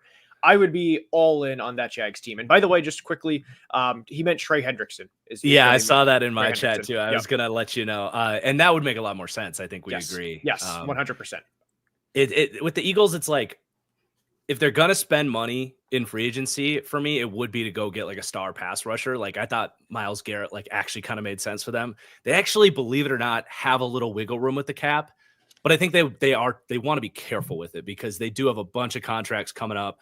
They've structured all these deals to maximize this team. So the more and more pressure you put into that pot, it does just make things harder. I think they like their guys. I don't think they're going to be a team that comes out and signs 4 or 5 veterans for $7 million here, $8 million there. To me, they're more of like, okay, if we can find a splash and get a Trey Hendrickson or a Myles Garrett or something like that, we'll do it. We'll find a way to make it work for one guy. But otherwise, I think they're going to be pretty quiet. I apologize. I'm not realizing that it was Trey Hendrickson. That was pretty dumb on my part, but it's like, how dare you not know TH is Trey Hendrickson? No, I've tried to explain this before, but it's one thing when you were watching somebody, it's like, oh, you could, it's just the difference between watching and then being live, and it's like, oh, that makes more sense. Whenever you're watching it, just pops into your head like snap of a finger. But yeah. No, Trey Hendrickson, I would be all for, by the way, because I was all for the Birds going to get Myles Garrett. I was all for it. If you get Myles Garrett with Jalen Carter, Cooper DeJean, and Quinyon in the back end, go for it. So Trey Hendrickson is, I feel like, not underrated, but he's coming off of back-to-back 17.5 sack seasons. Go get him. If you can go get him, go get him. I mean, and if you get another Super Bowl because Trey Hendrickson has maybe not a third 17.5 sack season, but if he has a 15 sack year, another Pro Bowl, which would be his 5th straight, who cares? I mean, who cares? Banners fly forever. I would literally do anything to be able to say my team's a one-time champion. So go for it. Yes, I would love it. Trey Hendrickson in 2025 would be better than take your choice of Donovan Ezeraku, Princely Monmielen, whoever. You're in the Super Bowl window. I'm all for it. Do it. That's where I stand on that. Yeah. I just had my super chats and then it kicked me out, but I did get the chat blowing me up that the Patriots got Morgan Moses here. Ooh. And there you go, Patriots. I am such a Morgan Moses fan. He's on my all-time list of like just all-time underrated players. This dude's been just like a franchise right tackle that nobody has actually treated him like a franchise right tackle. He's been passed around the league. I don't understand. Like, does he talk back to coaches or something? Like, I don't understand why everywhere he goes, teams are trying to get rid of him. I don't understand why the Jets, first of all, would let him go. Now, okay, you've just created a gaping hole at right tackle. Have fun again with that. The Jets did this like 2 years ago. They had Morgan Moses. He left. They had a huge problem at right tackle until they signed Morgan Moses again, and now he's gone. So, and now he goes to the Patriots. I love it, man. So the Patriots put him at right tackle. You put him next to Onwenu at right guard, and all of a sudden the right side of your line, you're like, we're good. Those guys got to stay healthy, but the last two signings definitely making up for the Harold Landry deal. The only reason I'm bringing that up is because I did get a super chat from Mod with the Dirt, who asked what the worst free agent move so far is. And will double down on Harold Landry being by far the worst free agency move so far. And I just want to piggyback off of that because I got another super chat from Flex on Wolverine. Hell yeah. Asking, please expand on Mitchell and Moore signings for Kansas City. In terms of draft strategy, does this mean KC isn't going to draft running back high? So we did a double piggyback there in terms of worst free agency moves. I think you certainly thought Dan Moore getting all, or no, it was Jalen Moore. Jalen Moore. Sorry, I'm mixing up the Moore tackles. Yeah. So you would have said Dan Moore, I think, was up there for worst free agent signings. But understandably so. He had his struggles in Pittsburgh last year getting $20 million. But on Kansas City, because we didn't really talk about the Mitchell signing. No, that doesn't change. That doesn't change Kansas City's running back outlook. I think that can't be any more than like a $2 million, whatever deal. Talented player. If he's healthy, that's great. They've got an explosive back that's put up some really good tape. I can't even think of Mitchell's first name because it's been like 2 years since he's been Elijah Mitchell. Yes, Elijah Thank Mitchell. You. Yep. I love Elijah Mitchell, but yeah, the dude's legs just cannot hold up. So I can't imagine that was a big investment or anything that's going to change their running back strategies. And we broke down the Moore signing kind of when it came in, but it's a fine enough move, if not a little bit risky for Kansas City. Breaking. Former. Oh shit! Lions are signing. No. Yes. Did you see it? Yeah, I saw it. Lions are signing. I was on edge. I saw the chat talking. Lions are signing DJ Reed. I don't like it as a Vikings fan. As an analyst, a great signing. I mean, they lose Carlton Davis. They bring in. That's how I like to preface this now, by the way, is I can just say Vikings fan and then talk, from an actual analysis perspective. But I don't like it as a Vikings fan because he's a good player. I wanted him on my team, and that's how you know it's a good signing when two division rival fans are like, we don't like this because of how good of a signing this is. So credit to Brad Holmes. Great move. Chat is blowing up right now. But he and I just had a commenter say, I had a commenter say he wasn't that good last year. He did have a bit of a down year, but when he's at his peak, he's really good. DJ Reed? Yeah, he had a bit of a slight down year relative to 23. So 23. Yeah, but, I mean, I don't know if I fully agree with that. But to finish this real quick, you're in a division where you have, I'll say it, the best receiver in football. You have DJ Moore, Roma Dunze, Jordan Addison, and your bunch, if you will, your guys' bunch of receivers. I mean, you have to be able to defend the pass in this division. So good signing. You lose Carlton Davis, who is already a liability in terms of how often he's on the field.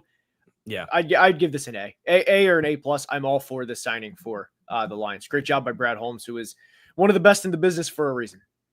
Yeah, I mean it's a phenomenal signing. It's gonna be interesting. They're not gonna have 2 5'9" corners out there, DJ Reed and Amik Robertson. But dude, sometimes you think of like undersized corners and say they can't play press man because that's what Detroit likes to do. Is a lot of press man coverage. DJ Reed is really good in press man. He's quick. He gets under your pads. He's strong. He's like 205 pounds. Like it's just a obnoxious signing for the Lions. You guys are gonna love DJ Reed. Yeah. How about we have another signing? By the way, we're talking Super Bowl champion, bringing the winning experience over from the Eagles. I'm talking 2026th round pick from the University of Massachusetts. The Minnesota Vikings have agreed to terms with Isaiah Rodgers. You know, I'm all for it. Minnesota has not approved legal sports gambling yet. I am very surprised by this signing. Look, I'm all for it because I want to be all for it. It's only a 2-year, $15 million deal. So there's really not. I mean, it's 2 years, $15 million. He's a good player. I think you missed my joke there. Yeah, I did. I got it. You got it. All right. It's good. It's good. He doesn't have. I mean, he has underdog. Promo code Garrett. By the way, underdog is definitely legal in Minnesota. Promo code Garrett again. That's true. So you can get up to $1,000, but anyway, up to $1,000 in bonus cash. So he could definitely work on that. But no, I mean, look, we needed corner help, and the Vikings corner room was, that's a whole. I mean, I can talk about that for like 10 minutes. But look, 2 years, $15 million, 27 years old. I'll take it. I don't think that's the only corner that they're going to give money here in the next week. I think that says, okay, we've got a starter in Rodgers, and now they're still, I think, going to be trying to make a play to either get Murphy back or Shavarius Ward or Nate Hobbs, whoever their guy is. I think they're still going to be in the market because it's really hard to find rookie corners, especially if you're the Minnesota Vikings, who have had first-round bust after first-round bust at that position group. They don't have a ton of draft picks, so I think using that free agent money to bring in another guy as well. But he's flexible. He can play slot. He can play outside. It's kind of a very logical signing to say, like, all right, we got a guy who's interested. We can plug him in on the team, and then we'll figure the rest of this out as we go. So are you at all worried that we might, I mean, in our teams here, the Vikings and Packers, there's a lot more Packers that come over than Vikings go to Green Bay. Are you at all worried that there's a current corner on the Packers roster that could eventually become Viking? That's Eric Stokes? No. The one that's Jaire. He's a bit of a yapper. So the Jaire market's been quiet. I thought that would pick up a lot faster than it has. We are now approaching the start of the new league year. I haven't heard that they're going to release him. They very well might. And that would hurt me a lot if he gets released. But there has not been a trade for him or anything like that. It really doesn't make any sense for the Packers to move on from Jaire from a team building perspective. So it's going to be interesting to monitor that situation. I would say, yeah, if he gets released, he absolutely would go straight to the Vikings, as so many Packers have. And that would just, I hate the thought of that. I absolutely hate the thought of that. But it's going to be an interesting thing to monitor. I feel like they're still going to move on from him, but the longer he stays on the team and the more corners come off the market, the more I'm like, are they maybe working things out? I don't know. I don't want to get my hopes up too high, but I love Jaire. I think I don't. I think the Packers are clearly a better football team with Jaire. And moving on from him, they take like 17 in dead cap. They save like $6 million. It's like, it doesn't really help the team. So I don't know. It's a tough one. I had a super chat I wanted to shout out just from Kyle. Not a question, but just shout out Kyle. Very kind super chat. Thank you. Eagles fan. We hate you, but we love you, Kyle. Hell yeah. Go ahead, Kyle. Yep. What's up? I do have some more super chats if we have some downtime. Otherwise, we got any? Okay. if the Seahawks don't sign anyone, fire John Schneider. The Seahawks aren't in a great position to like just go throwing money around. Like, I think being a little bit smarter there. Like, this isn't an amazing free agent class. Like, a lot of these have been relative overpays, if you will. So I don't know that I agree with that, but you definitely want to see them go get an interior offensive lineman for sure. So like, hopefully they can get that done. He's weird. I like John Schneider. He just has a massive Achilles heel, and that is ignoring the interior of the offensive line. And I would be just as annoyed as you are, Romy, that he's not addressing it. From Luke, who would I compare skill and grade wise from last year's draft and current NFL to Josh Simmons? Is he worth the number 10 pick for the Bears? Love this question, and I love Josh Simmons. Have you watched Josh Simmons yet? Yes, Garrett? I love him. Love him. Dude, his tape, so nice. His tape, there's a comp for him that it's lofty. It's lofty. I'll just say he wears the same jersey number. 71. 71? 71. Think a team that's defeated you in conference championship games. Multiple. Or multiple playoff. Yeah. Trent. Yes. That's lofty. Nasty. I mean, like, it's that's lofty stylistically. Now, in terms of like how I actually expect him to play is a different thing, but he has a real nice snatch that I've seen multiple times where it's just like, ooh, that's beautiful. His hand usage is some of the best I've ever seen from a college prospect. I have another lofty comp, David Bakhtiari. Okay. Just the way he moves, the pass blocking technique. I don't think he's the run blocker of Trent, personally, but yeah, dude, Josh Simmons tape, easy top 10 grade for me. Coming off an ACL injury, so it's just a medical deal. If the Bears took him number 10, I wouldn't blink. I think you're believing in the ACL to recover, which is reasonable. I think it was in November, maybe even October. So reasonable to think he'll be ready. Comparing him to last year's draft, Troy Fautanu had similar tape, but Simmons has better measurables.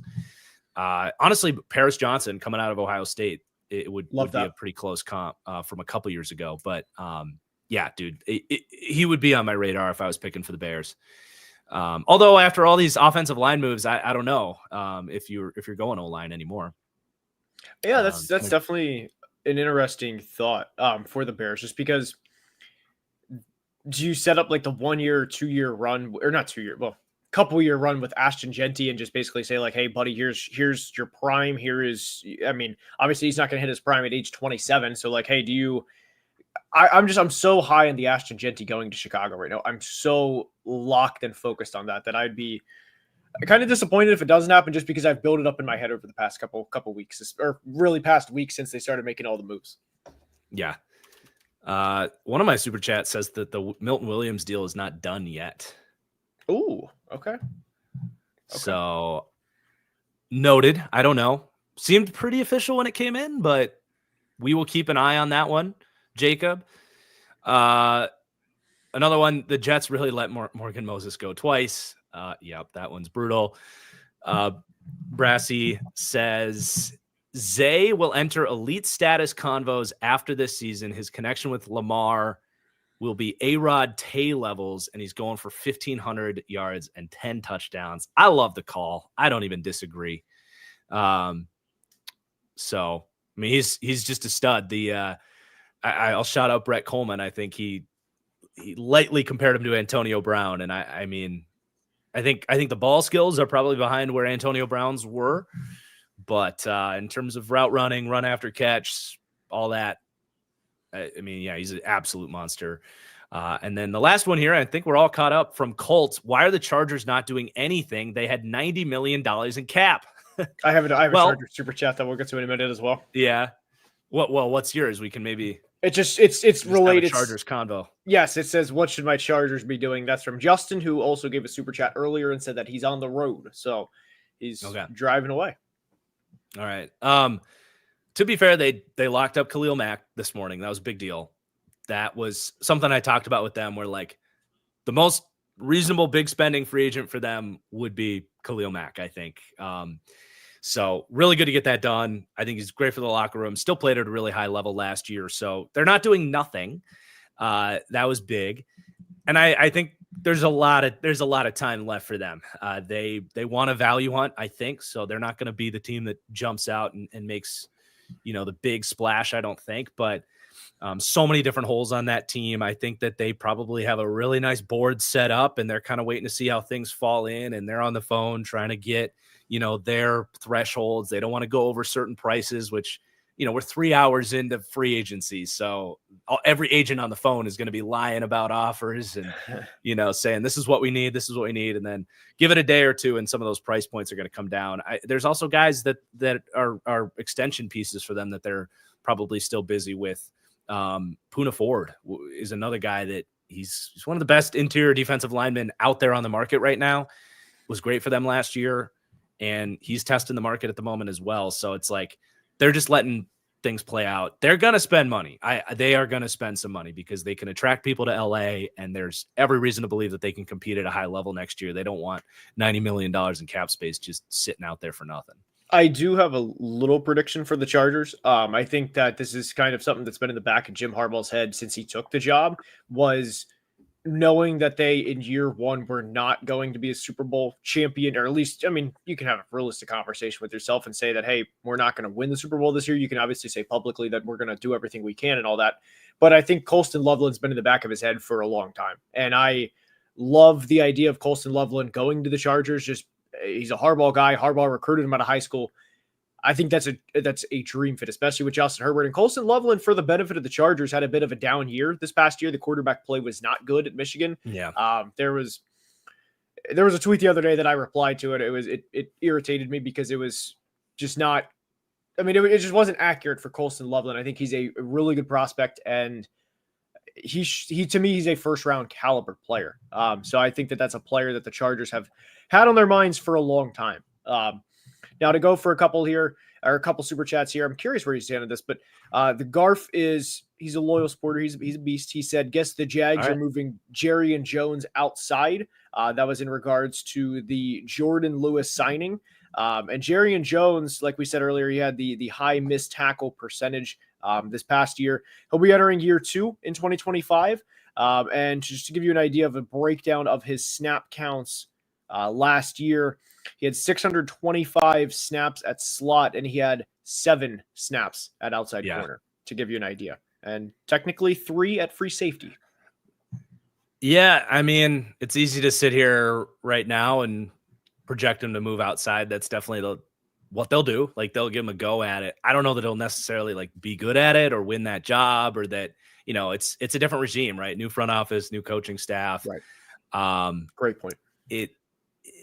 Maybe he can, maybe he can't. I don't know. I watched him at Florida State. I only saw him play in the slot as well.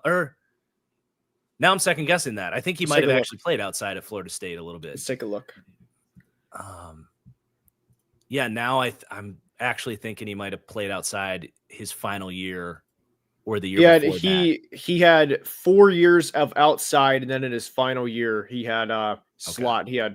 He had over 1,200 snaps at outside, and then in his final year he had nearly 400 snaps at slot. So there's definitely a lot of experience there. He'll be 24 in May. So I do like the future of Jerry, and at least for or not the future, rather 2025, to give him a year. But that was a great point with the previous regime, is there's no ties here, unfortunately. So we'll see what James Gladstone and Liam Cohen's vision is. But the biggest thing with Jordan Lewis was it was an upgrade, and that's good for the Jags. And he had around a 3-year, $30 million deal. Now I had another one. This was super chat. Have a great stream, Kings. DK overpay, by the way. That was the super chat. My guy AK, he's another loyal supporter. He said, please do something in all caps. Travarius word, please. And then he also, fantastic work. I love you. Appreciate it. Love you guys. And then I'll let you get to the Goot part in a second. And then Sims fan said, struggling to rationalize 50 million guaranteed for Dan Moore to break up the Latham-Skaronski combo. Help me cope. So I'll help you cope by giving you this easy. Dan Moore would play right tackle. That's right. Presumably, he's done both for Pittsburgh. You're not going to take overthinking this, right? Yeah, that was my thought process. Unless they do view him as they want to get him to the right side, which honestly, I think he's a right tackle. I don't think he's a left tackle, but either way, I don't have an issue with it personally. Whichever one they decide to do there.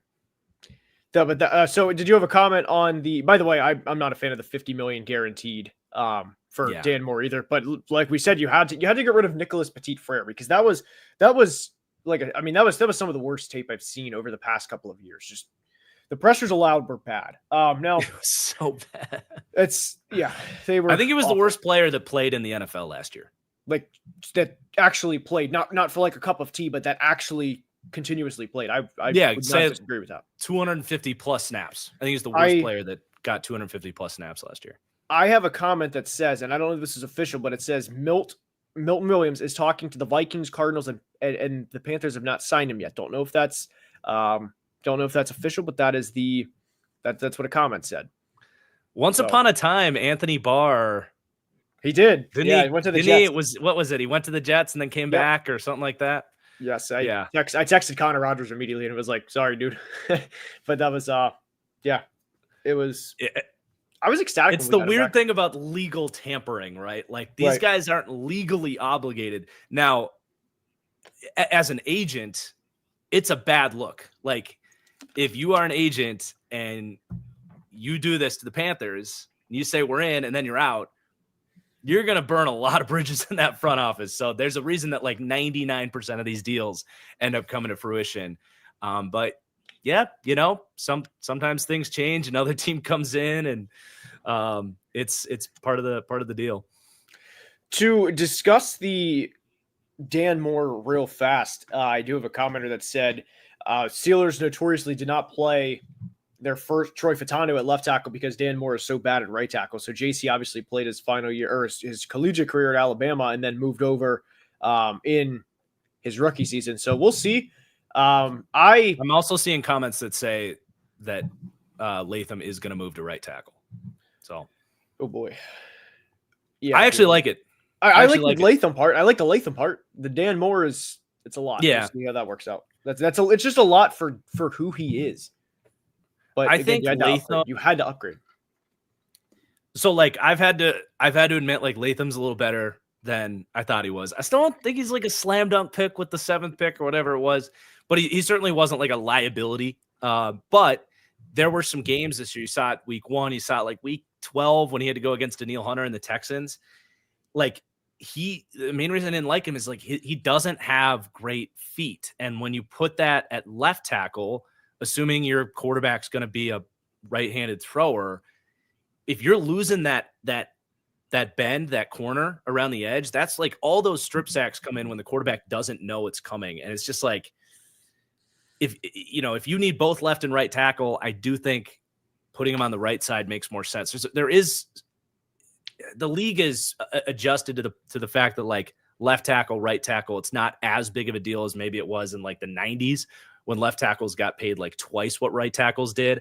There's been a much more of a meeting in the middle there. But there is still something to be said about like the blind side and like the left tackle or the quarterback's blind side being more valuable. So I do think from like maximizing what JC Latham realistically will be, I like him as a right tackle. Also, they were referring to Broderick Jones rather than Fautanu, so apologies. But Fautanu did play right tackle before he had a season-ending injury. He did play right tackle against Denver, so that's why I was like, oh, that makes sense. So, anyway, we're just waiting on more moves. If you have any more super chats, I think I had a super chat, but it keeps like, does it keep doing it to you where it keeps kicking you out of your chat? Your YouTube, like a little bit, yeah, because I had to refresh. So there were a couple times where I was like, "Oh man, like are we live?" And I know the Wi-Fi is not the problem, but I was like, "Are we like? Did I accidentally freeze up?" I froze up one time during a stream by myself, but I actually just got a super chat here. Go for it. It's not what you think. I'll just leave it at that. It's from Kevin, and direct quote: "Have you ever seen 2 girls, 1 cup?" Oh my goodness! So like 2 girls, 1 cup, like the fantasy nickname for Cooper Kupp because you have Cooper Kupp on your team, or what? Have you? Do you want to answer that question? I guess I would say let me see here. I plead the fifth would be the best professional answer. I feel like that would be the best. I'll be honest. I'll give an honest answer. My answer is no. Honest answer is no. because it was, like I can't believe we're answering this, but I love it. It was a 8th grade Call of Duty night. We had the mini fridge loaded with Monster energy drinks, because that's what was cool. And I was aware of what the video was. Right. I had heard people talking about it, and I had no interest in seeing it. But the guys I was with, I will not name you guys, but the guys I was with decided to watch it, and I responsibly actually did not even look. So I very easily could have turned a shoulder and saw it. But full honesty, I know you guys don't believe me, but full honesty, I actually did not see it. Actually, same. Obviously, know what it is. Obviously, no, I'm actually with you. I know what it is, but did not have the luxury of having my 2 eyes watch that video. Oh man, I do have another super chat unrelated to that, by the way. I know you guys think the Panthers are overpaying JC Horn, but I think they needed him, locker room guy. Plus, the deal gets done before a bunch of other CBs get paid. Thoughts? Appreciate the super chat, and I like where your head is. For me, it's not the overpay of JC Horn, the player. It's the overpay of missing 45% career of your games. That's the part that I struggle with. Now, if JC puts the injuries behind him, and if he plays, I'll even say an average of 15 rather than 17, 14, 15 games a year, and you get the player that JC Horn is, give me that every time, especially before Sauce gets paid, especially before everybody, Sertamba's already paid, but especially before Stingley gets paid.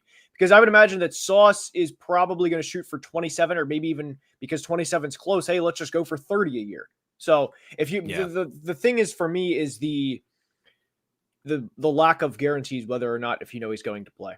I'm actually getting the super chats rolling in now. But if you want to keep going here. If you want to go, why don't we just play a little super chat tennis and just bounce Go ahead. There we go. So I got Echo. Thanks again, Echo. This is your second super chat of the day. Echo was on a Madden stream on my Twitch one day. He was saying he had just bought a new hoodie, and he was saying he saves all his extra money to support his favorite content creators, which is so admirable, Echo. That's awesome. So thank you. You're doing the Lord's work. But is there a world where the Cardinals, who have been quiet again, by the way, the Cardinals do something like I did this last year with them? But is there a world where the Cardinals look to take like a first 2 days developmental type of QB, and if Kyler doesn't look good this year, they look to move on? It pains me to say, I think it's in the back of their mind, maybe Kyler isn't the guy. I think that's probably where they're at. I think, more good than bad last year, still a guy that had the Cardinals really as a sleeper team, in a position to potentially win the playoffs, to go into the playoffs, win that division. I do think, unfortunately, once the hype got created, that's when the bad tape showed up. I don't know, man. He kind of buckled up. He stopped pushing the ball downfield. He stopped using his legs.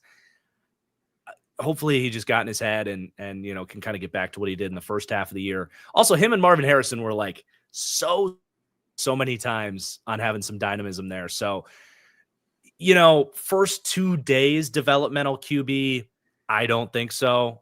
The Eagles once upon a time took Jalen Hurts, and I did not see that coming with where Carson Wentz was probably arguably at a similar point in his career at that time as Kyler is now. So I wouldn't rule it out, but I think if you get to the 4th round and Kyle McCord's there, or maybe Jalen Milroe falls or something like that, sure, 4th round, I think. But for me, it's one more year of really trying to make sure this team is as good as possible for Kyler. And I think spending a day 2 pick on that would be counterproductive. I was just saying, how about your boy Tyler from Louisville? Yeah, Tyler Shuck. Love Tyler Shuck. Obviously not playing styles, but that's yeah. I wasn't going for that. I was just more of just a developmental situation. Well, yeah. The interesting there is he's as old as Kyler is. Right. Yeah, he's 25. He's gonna turn 26 this year. Kyler Murray is probably 28. He's a year older. Kyler. Yep. Kyler turns 28. Yeah, so that's why I laughed there. But yeah, dude, I love Tyler Shuck. I would absolutely spend a 4th round pick on him if he's there. All right. I have, let's see here. I have from Man Tequila. Assuming there are 2 equal prospects on the board, should the Texans go interior offensive line or receiver with their 1st round pick? I might surprise you here. And I'm going to say receiver only because there's a good chance that receiver is Emeka Egbuka, obviously with the history with CJ Stroud. Now, if that player is not Emeka Egbuka and it's Matthew Golden or somebody else, mainly just not Luther Burden or Egbuka, just because I think that Luther Burden can get back to the 2023 version of himself, and I really like that player. And I think that Egbuka would be higher on the Texans board because of the chemistry with Stroud and obviously everything that they did together at Ohio State. I think those would be 2 really, really grand slam hits for the Texans if they were able to get either player in the 1st round. But if it is Matthew Golden versus somebody like, we'll just say Gray Zabel, for example, towards the end of the 1st round, I would prefer to go interior offensive line. Yeah, if Zabel's there, I would love that for them. I was just trying to check. Not only is Twitter down, but my PFF premium's not loading now too. Hell yeah. The internet's just having an all-time day today. The NFL free agency is just shutting everything down, apparently. I was trying to check how many snaps Nico Collins played in the slot. Just because they did just bring in Christian Kirk and Tank Dell can play from the slot. So I was just like trying to formulate a take there, but I can't actually get the slot reps. I'm going to be honest. I'm going to be honest, dude. I don't know how much they can actually like bank on Tank Dell at this point. And I want to be like wrong on that, but just like that was such a, I mean, it was the dislocated knee plus everything else on either Christmas or like week 17, or it was somewhere. It wasn't enough that it was already all of that, but it was like at the end of the year where it's going to be a year-long injury. And I really do feel awful for Tank Dell and everybody involved, because it's an awful situation. But Micah, sorry, I just saw you comment. I did skip your super chat. I do apologize about that, but I'm not going to skip it now. How does the DK trade impact the Steelers? We did break this down probably about the 30-minute mark. We spent probably a good 10 minutes on it, if you are able to go back to that. But we talked about how it alludes to either Russ or Rodgers being a really good quarterback fit for them. And we talked about how potentially gonna shift away maybe from George Pickens. Like, I'd be a little surprised maybe if they paid both those guys that much money. Just kind of redundant skill sets a little bit. They can coexist for a year or so, but we kind of broke those 2 things down, and that it was a bit of an overpay, but an exciting addition that obviously adds a lot of explosiveness into that room. And then I have one from Matthew. How cooked are the Bengals, and is their Super Bowl window done? No, I mean, you got Joe Burrow as your quarterback. They're not cooked, and their Super Bowl window is not done. I will say I've started to become very frustrated with their front office, and I'm starting to wonder if they're going to have a real Super Bowl caliber team with how they fumble the cap. Frankly, they have like 4 scouts in their building or something like that. They have desperately needed a good draft and have not had it. And I do worry that, not that they can't win a Super Bowl any individual year, because I just think if you're taking the field and Joe Burrow's your quarterback, you can beat anybody. And I think they will be making the playoffs. Moving forward, they're not going to have a historically bad defense every single year. So like, you're going to have a chance, but you're not going to have as good of a likelihood of doing it any given year. That's kind of my worry with the Bengals. Not that their window's screwed or anything like that. Like, they're going to get these 3 guys back, and they're going to be a good team, but yeah. I'm with you. That it's just I've been tweeting a lot about the Bengals recently, and it's not that I hate the Bengals. It's just my frustration with, like, let's just let Jamar have a triple crown year, not pay him, and then let's just pay him $42 million a year instead of getting him at 35 or whatever it was, and let's just hurt ourselves in the long run. I'm frustrated for Bengals fans, just because. I mean, it's self-explanatory. Like, these are not difficult decisions. Hey, should we pay Jamar Chase? Gee, I don't know. Why don't we let everybody else get paid and then come to the conclusion of what we knew a year and a half ago. So I'm frustrated for Bengals fans because it's obvious. It's not like we're saying, hey, should we bank on this player, stepping up, or that's like the 7th best starter on the team. You know what I mean? We're talking about one of the 2 best receivers in the NFL. I'm frustrated for Bengals fans. I don't hate the Bengals. I hate the way that they are negotiating, the way that they're going about this, because it's preventable from the start. And then like, hey, let's let Jesse Bates walk, and we know we're going to let him walk because we have to eventually pay Jamar Chase and T. Higgins. And now Jesse Bates is entering year 3 in Atlanta. We still haven't paid Jamar or T. Higgins, and Dax Hill is now entering year 3. You get the point, dude. I'm annoyed with everything here. Bad. The Patriots. Carson Palmer was right. By the way, splash, the Patriots are getting Milton Williams. This is per Ian Rappaport. No. Yes, per Ian Rappaport. I just wanted to address a quick super chat real fast. And then we'll talk about that. But reverse jingle. Reverse jingle. Football Analysis is a diehard Saints fan. Just wanted to say, love your video on the future. Screwed as long as Mickey Loomis as a GM. That's from a Saints fan. Appreciate it. And I'm not. I mean, the Saints are. I mean, we've talked about the Saints at length. It's yeah. You called, and I quote, Derek Carr the coach killer. So it's just a frustrating all around experience. And I actually had a screenshot the other day where I posted on Twitter. It was talking about the Saints like relieving Cap from Derek Carr's awful contract, and Nick Underhill is like a beat reporter or something for the Saints. And then somebody said, how does that affect his cap hit next year? And then another Saints fan replied and said, I hope it means he's gone. I'm so sick of that MFer, is what he said. So, Yep. That's about right. Okay. So Milton Williams to the Patriots. Not to not be excited for you Patriots fans. It's just the Panthers are kind of like everybody's like, youngest son. And it's just like, we want to see them succeed. But, excited for the Patriots, man. I mean, they got the money to throw around. I wonder if they made a last second phone call there and were like, hey, what did you just agree to? Because we have a bottomless bag of money. And they just probably outpriced the Panthers. So it's the deal is probably going to be even more egregious. Not egregious, but big. I mean, I think he's worth it. I mean, he really broke out last year. I mean, they're getting a little light. Like, if you're looking for a negative note on this, like, I don't like the fit as much. Like, I loved him staying in the system next to Derek Brown. Like, if you wanted him to replicate what he did, being first in pass rush win rate as he was last year for Philly, I really, really like that in Carolina. New England, it gets a little bit more messy, completely different system.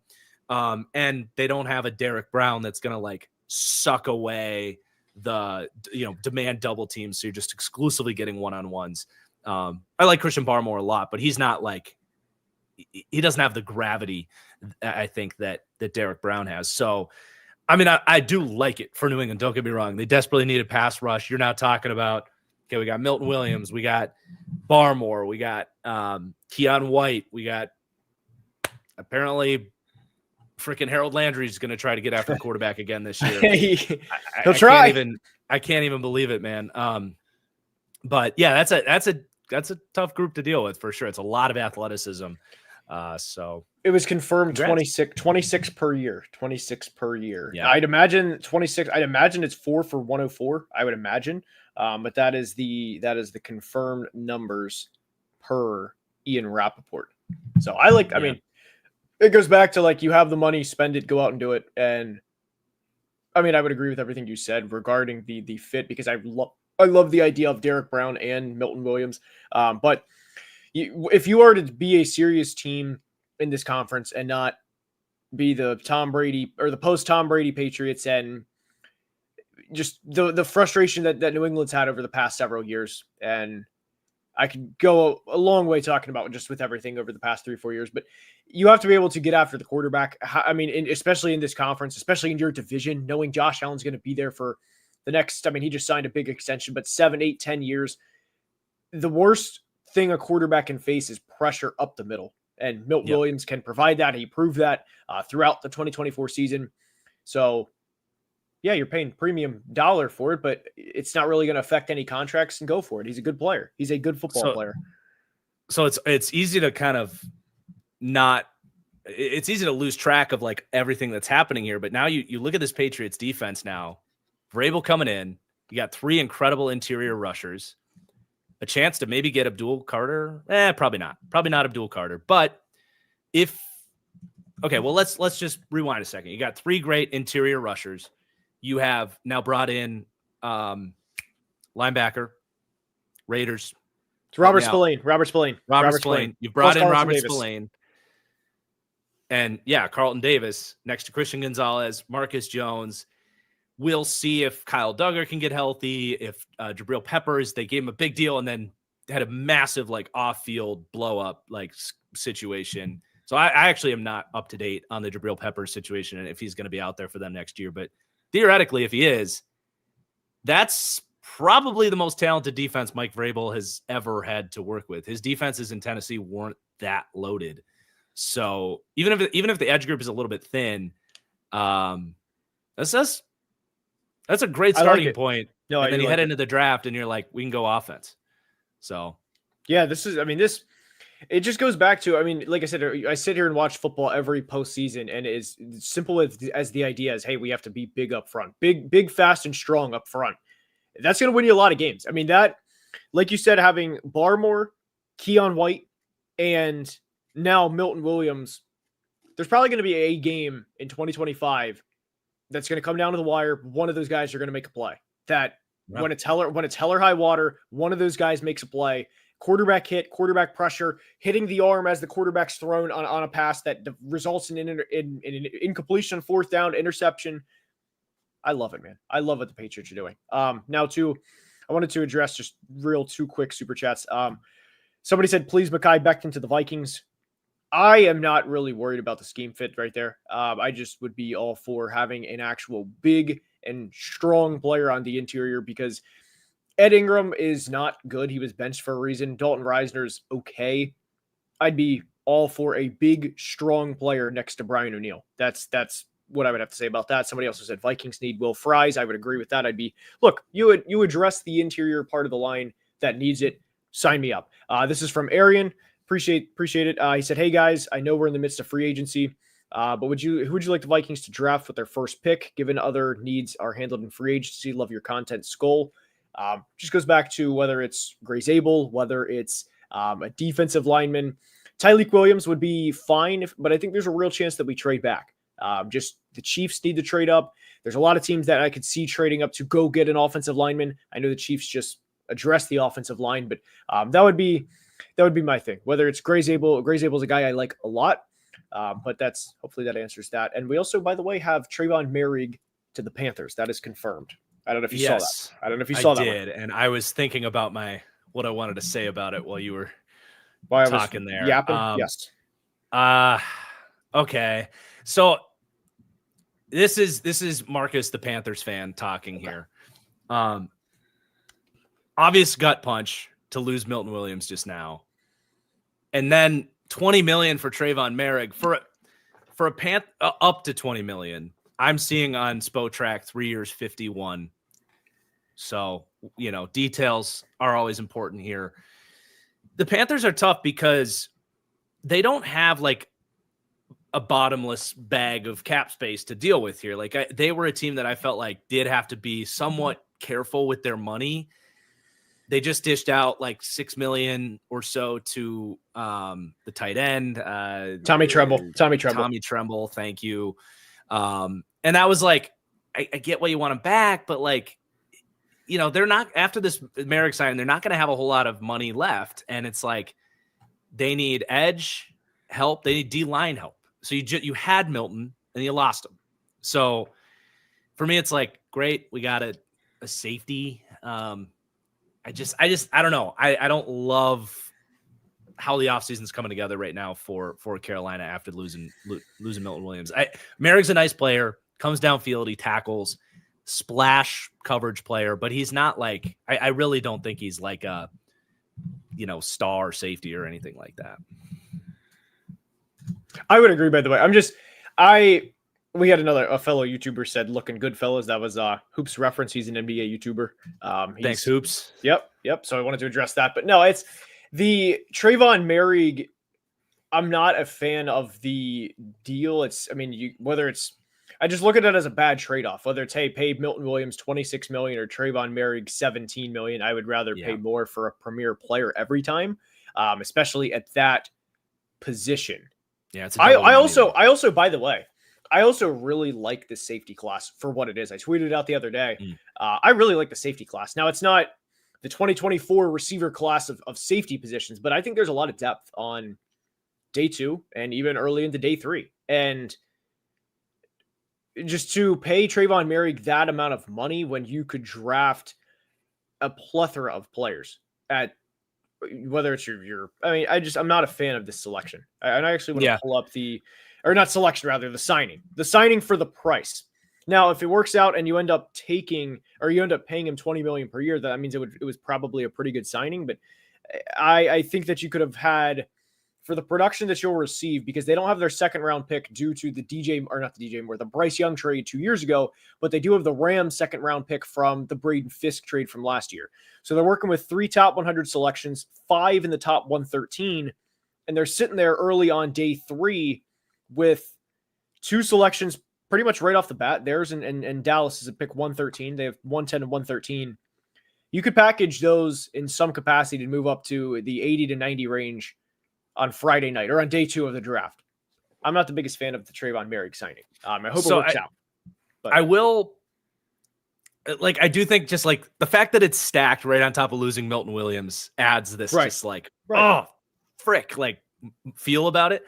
I will say this. I went to 4 Panthers games last year, and the one thing you did feel watching them live is the difference in speed, downhill speed from that secondary when you watch the Panthers defense versus whoever else they were playing. You did feel it. And teams would throw a ball over the middle of the field. There was that the one I saw live that really, really felt it, but I had this thought beforehand was against the Bengals.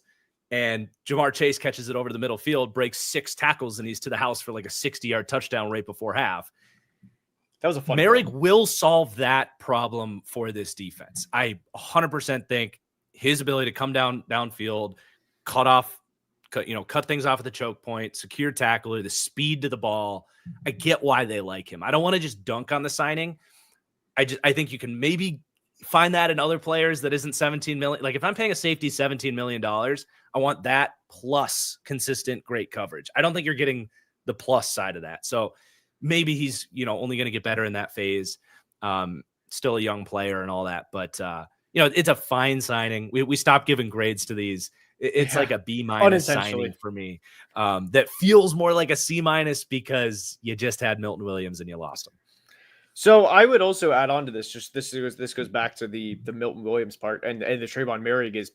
I hope he stays healthy because I thought he was going to be a top, I'll say 40 pick at worst. I think he was going to be a first rounder, but his stock definitely fell, obviously because of a season-ending injury. But Kevin Winston from Penn State is a really, really good football player, and the season-ending injury was unfortunate.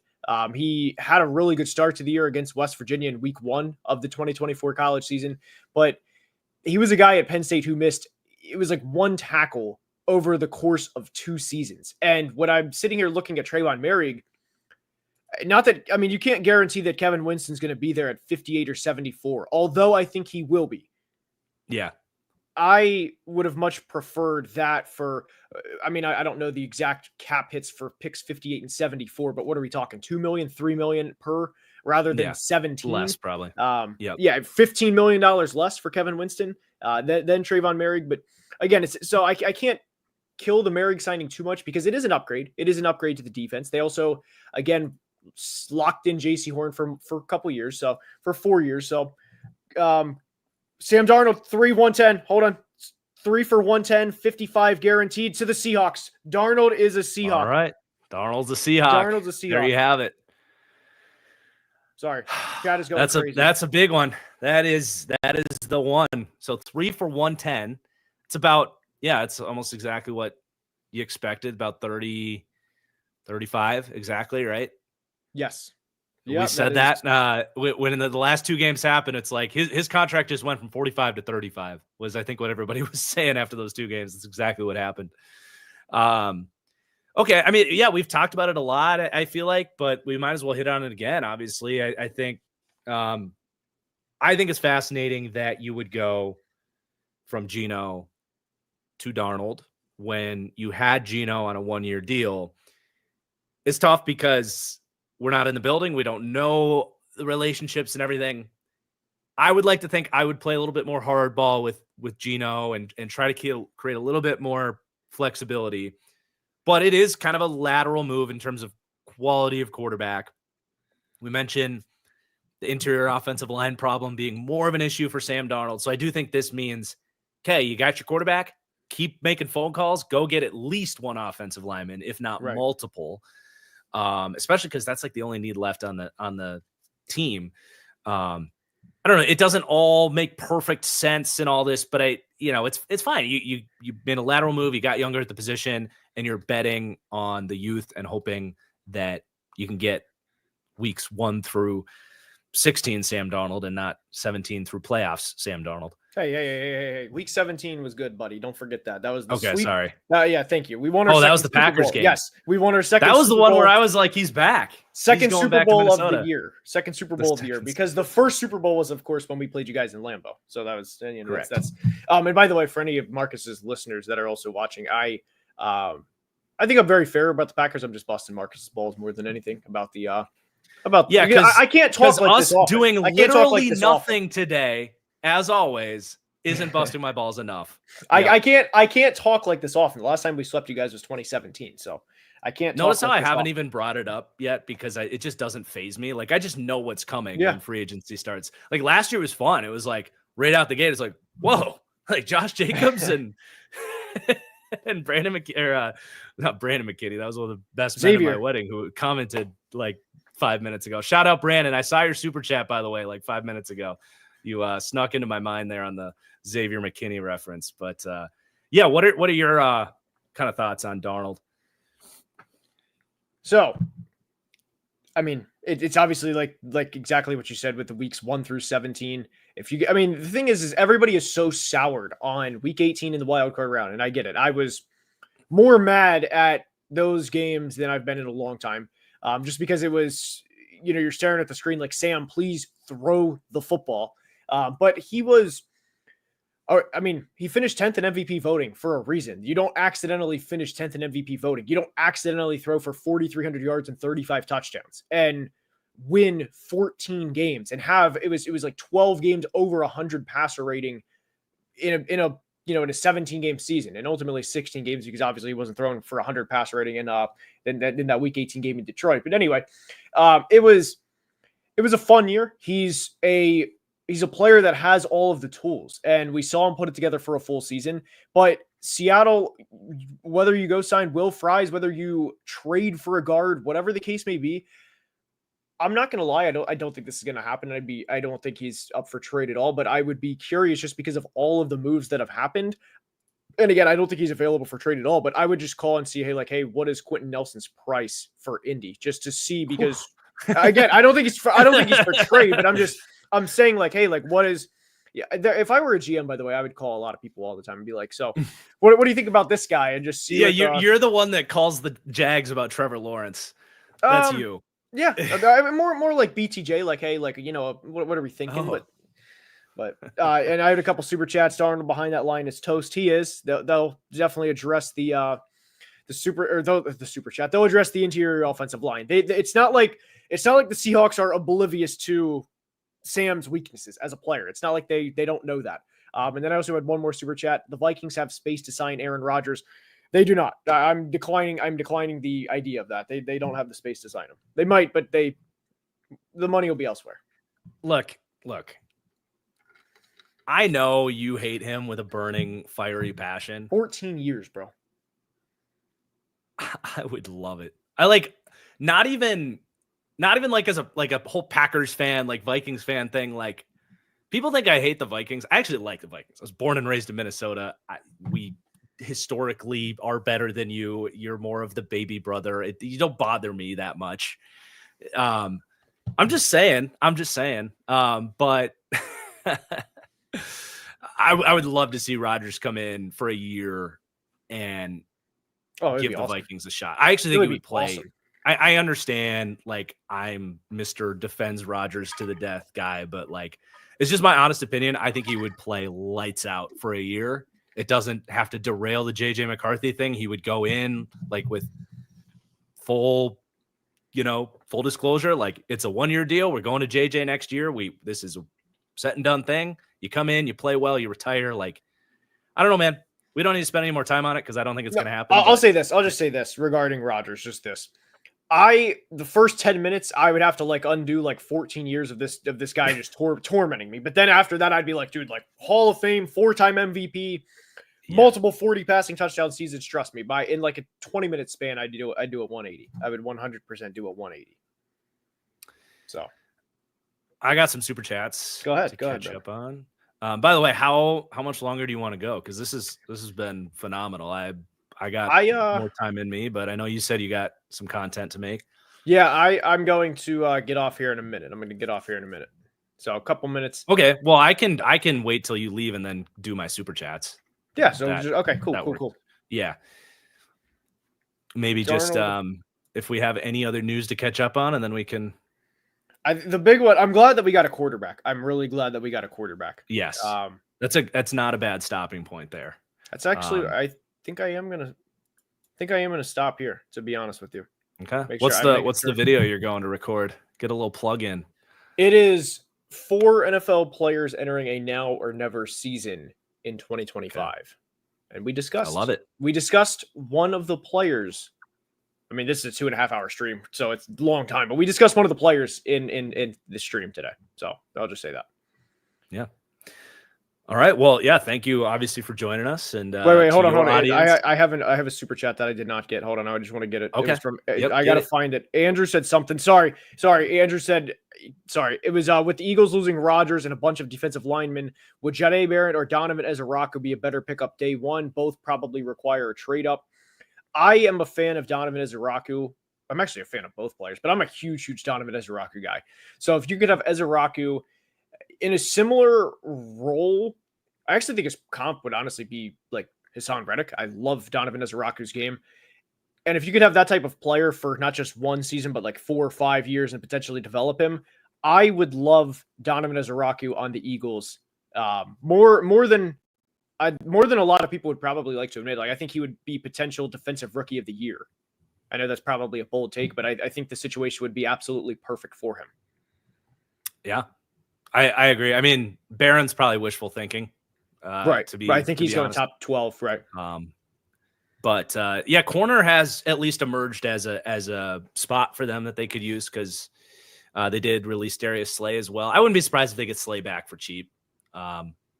So, they did that a couple years ago with like Fletcher Cox. They released him and then brought him back. But yeah, corner or edge, or then interior line.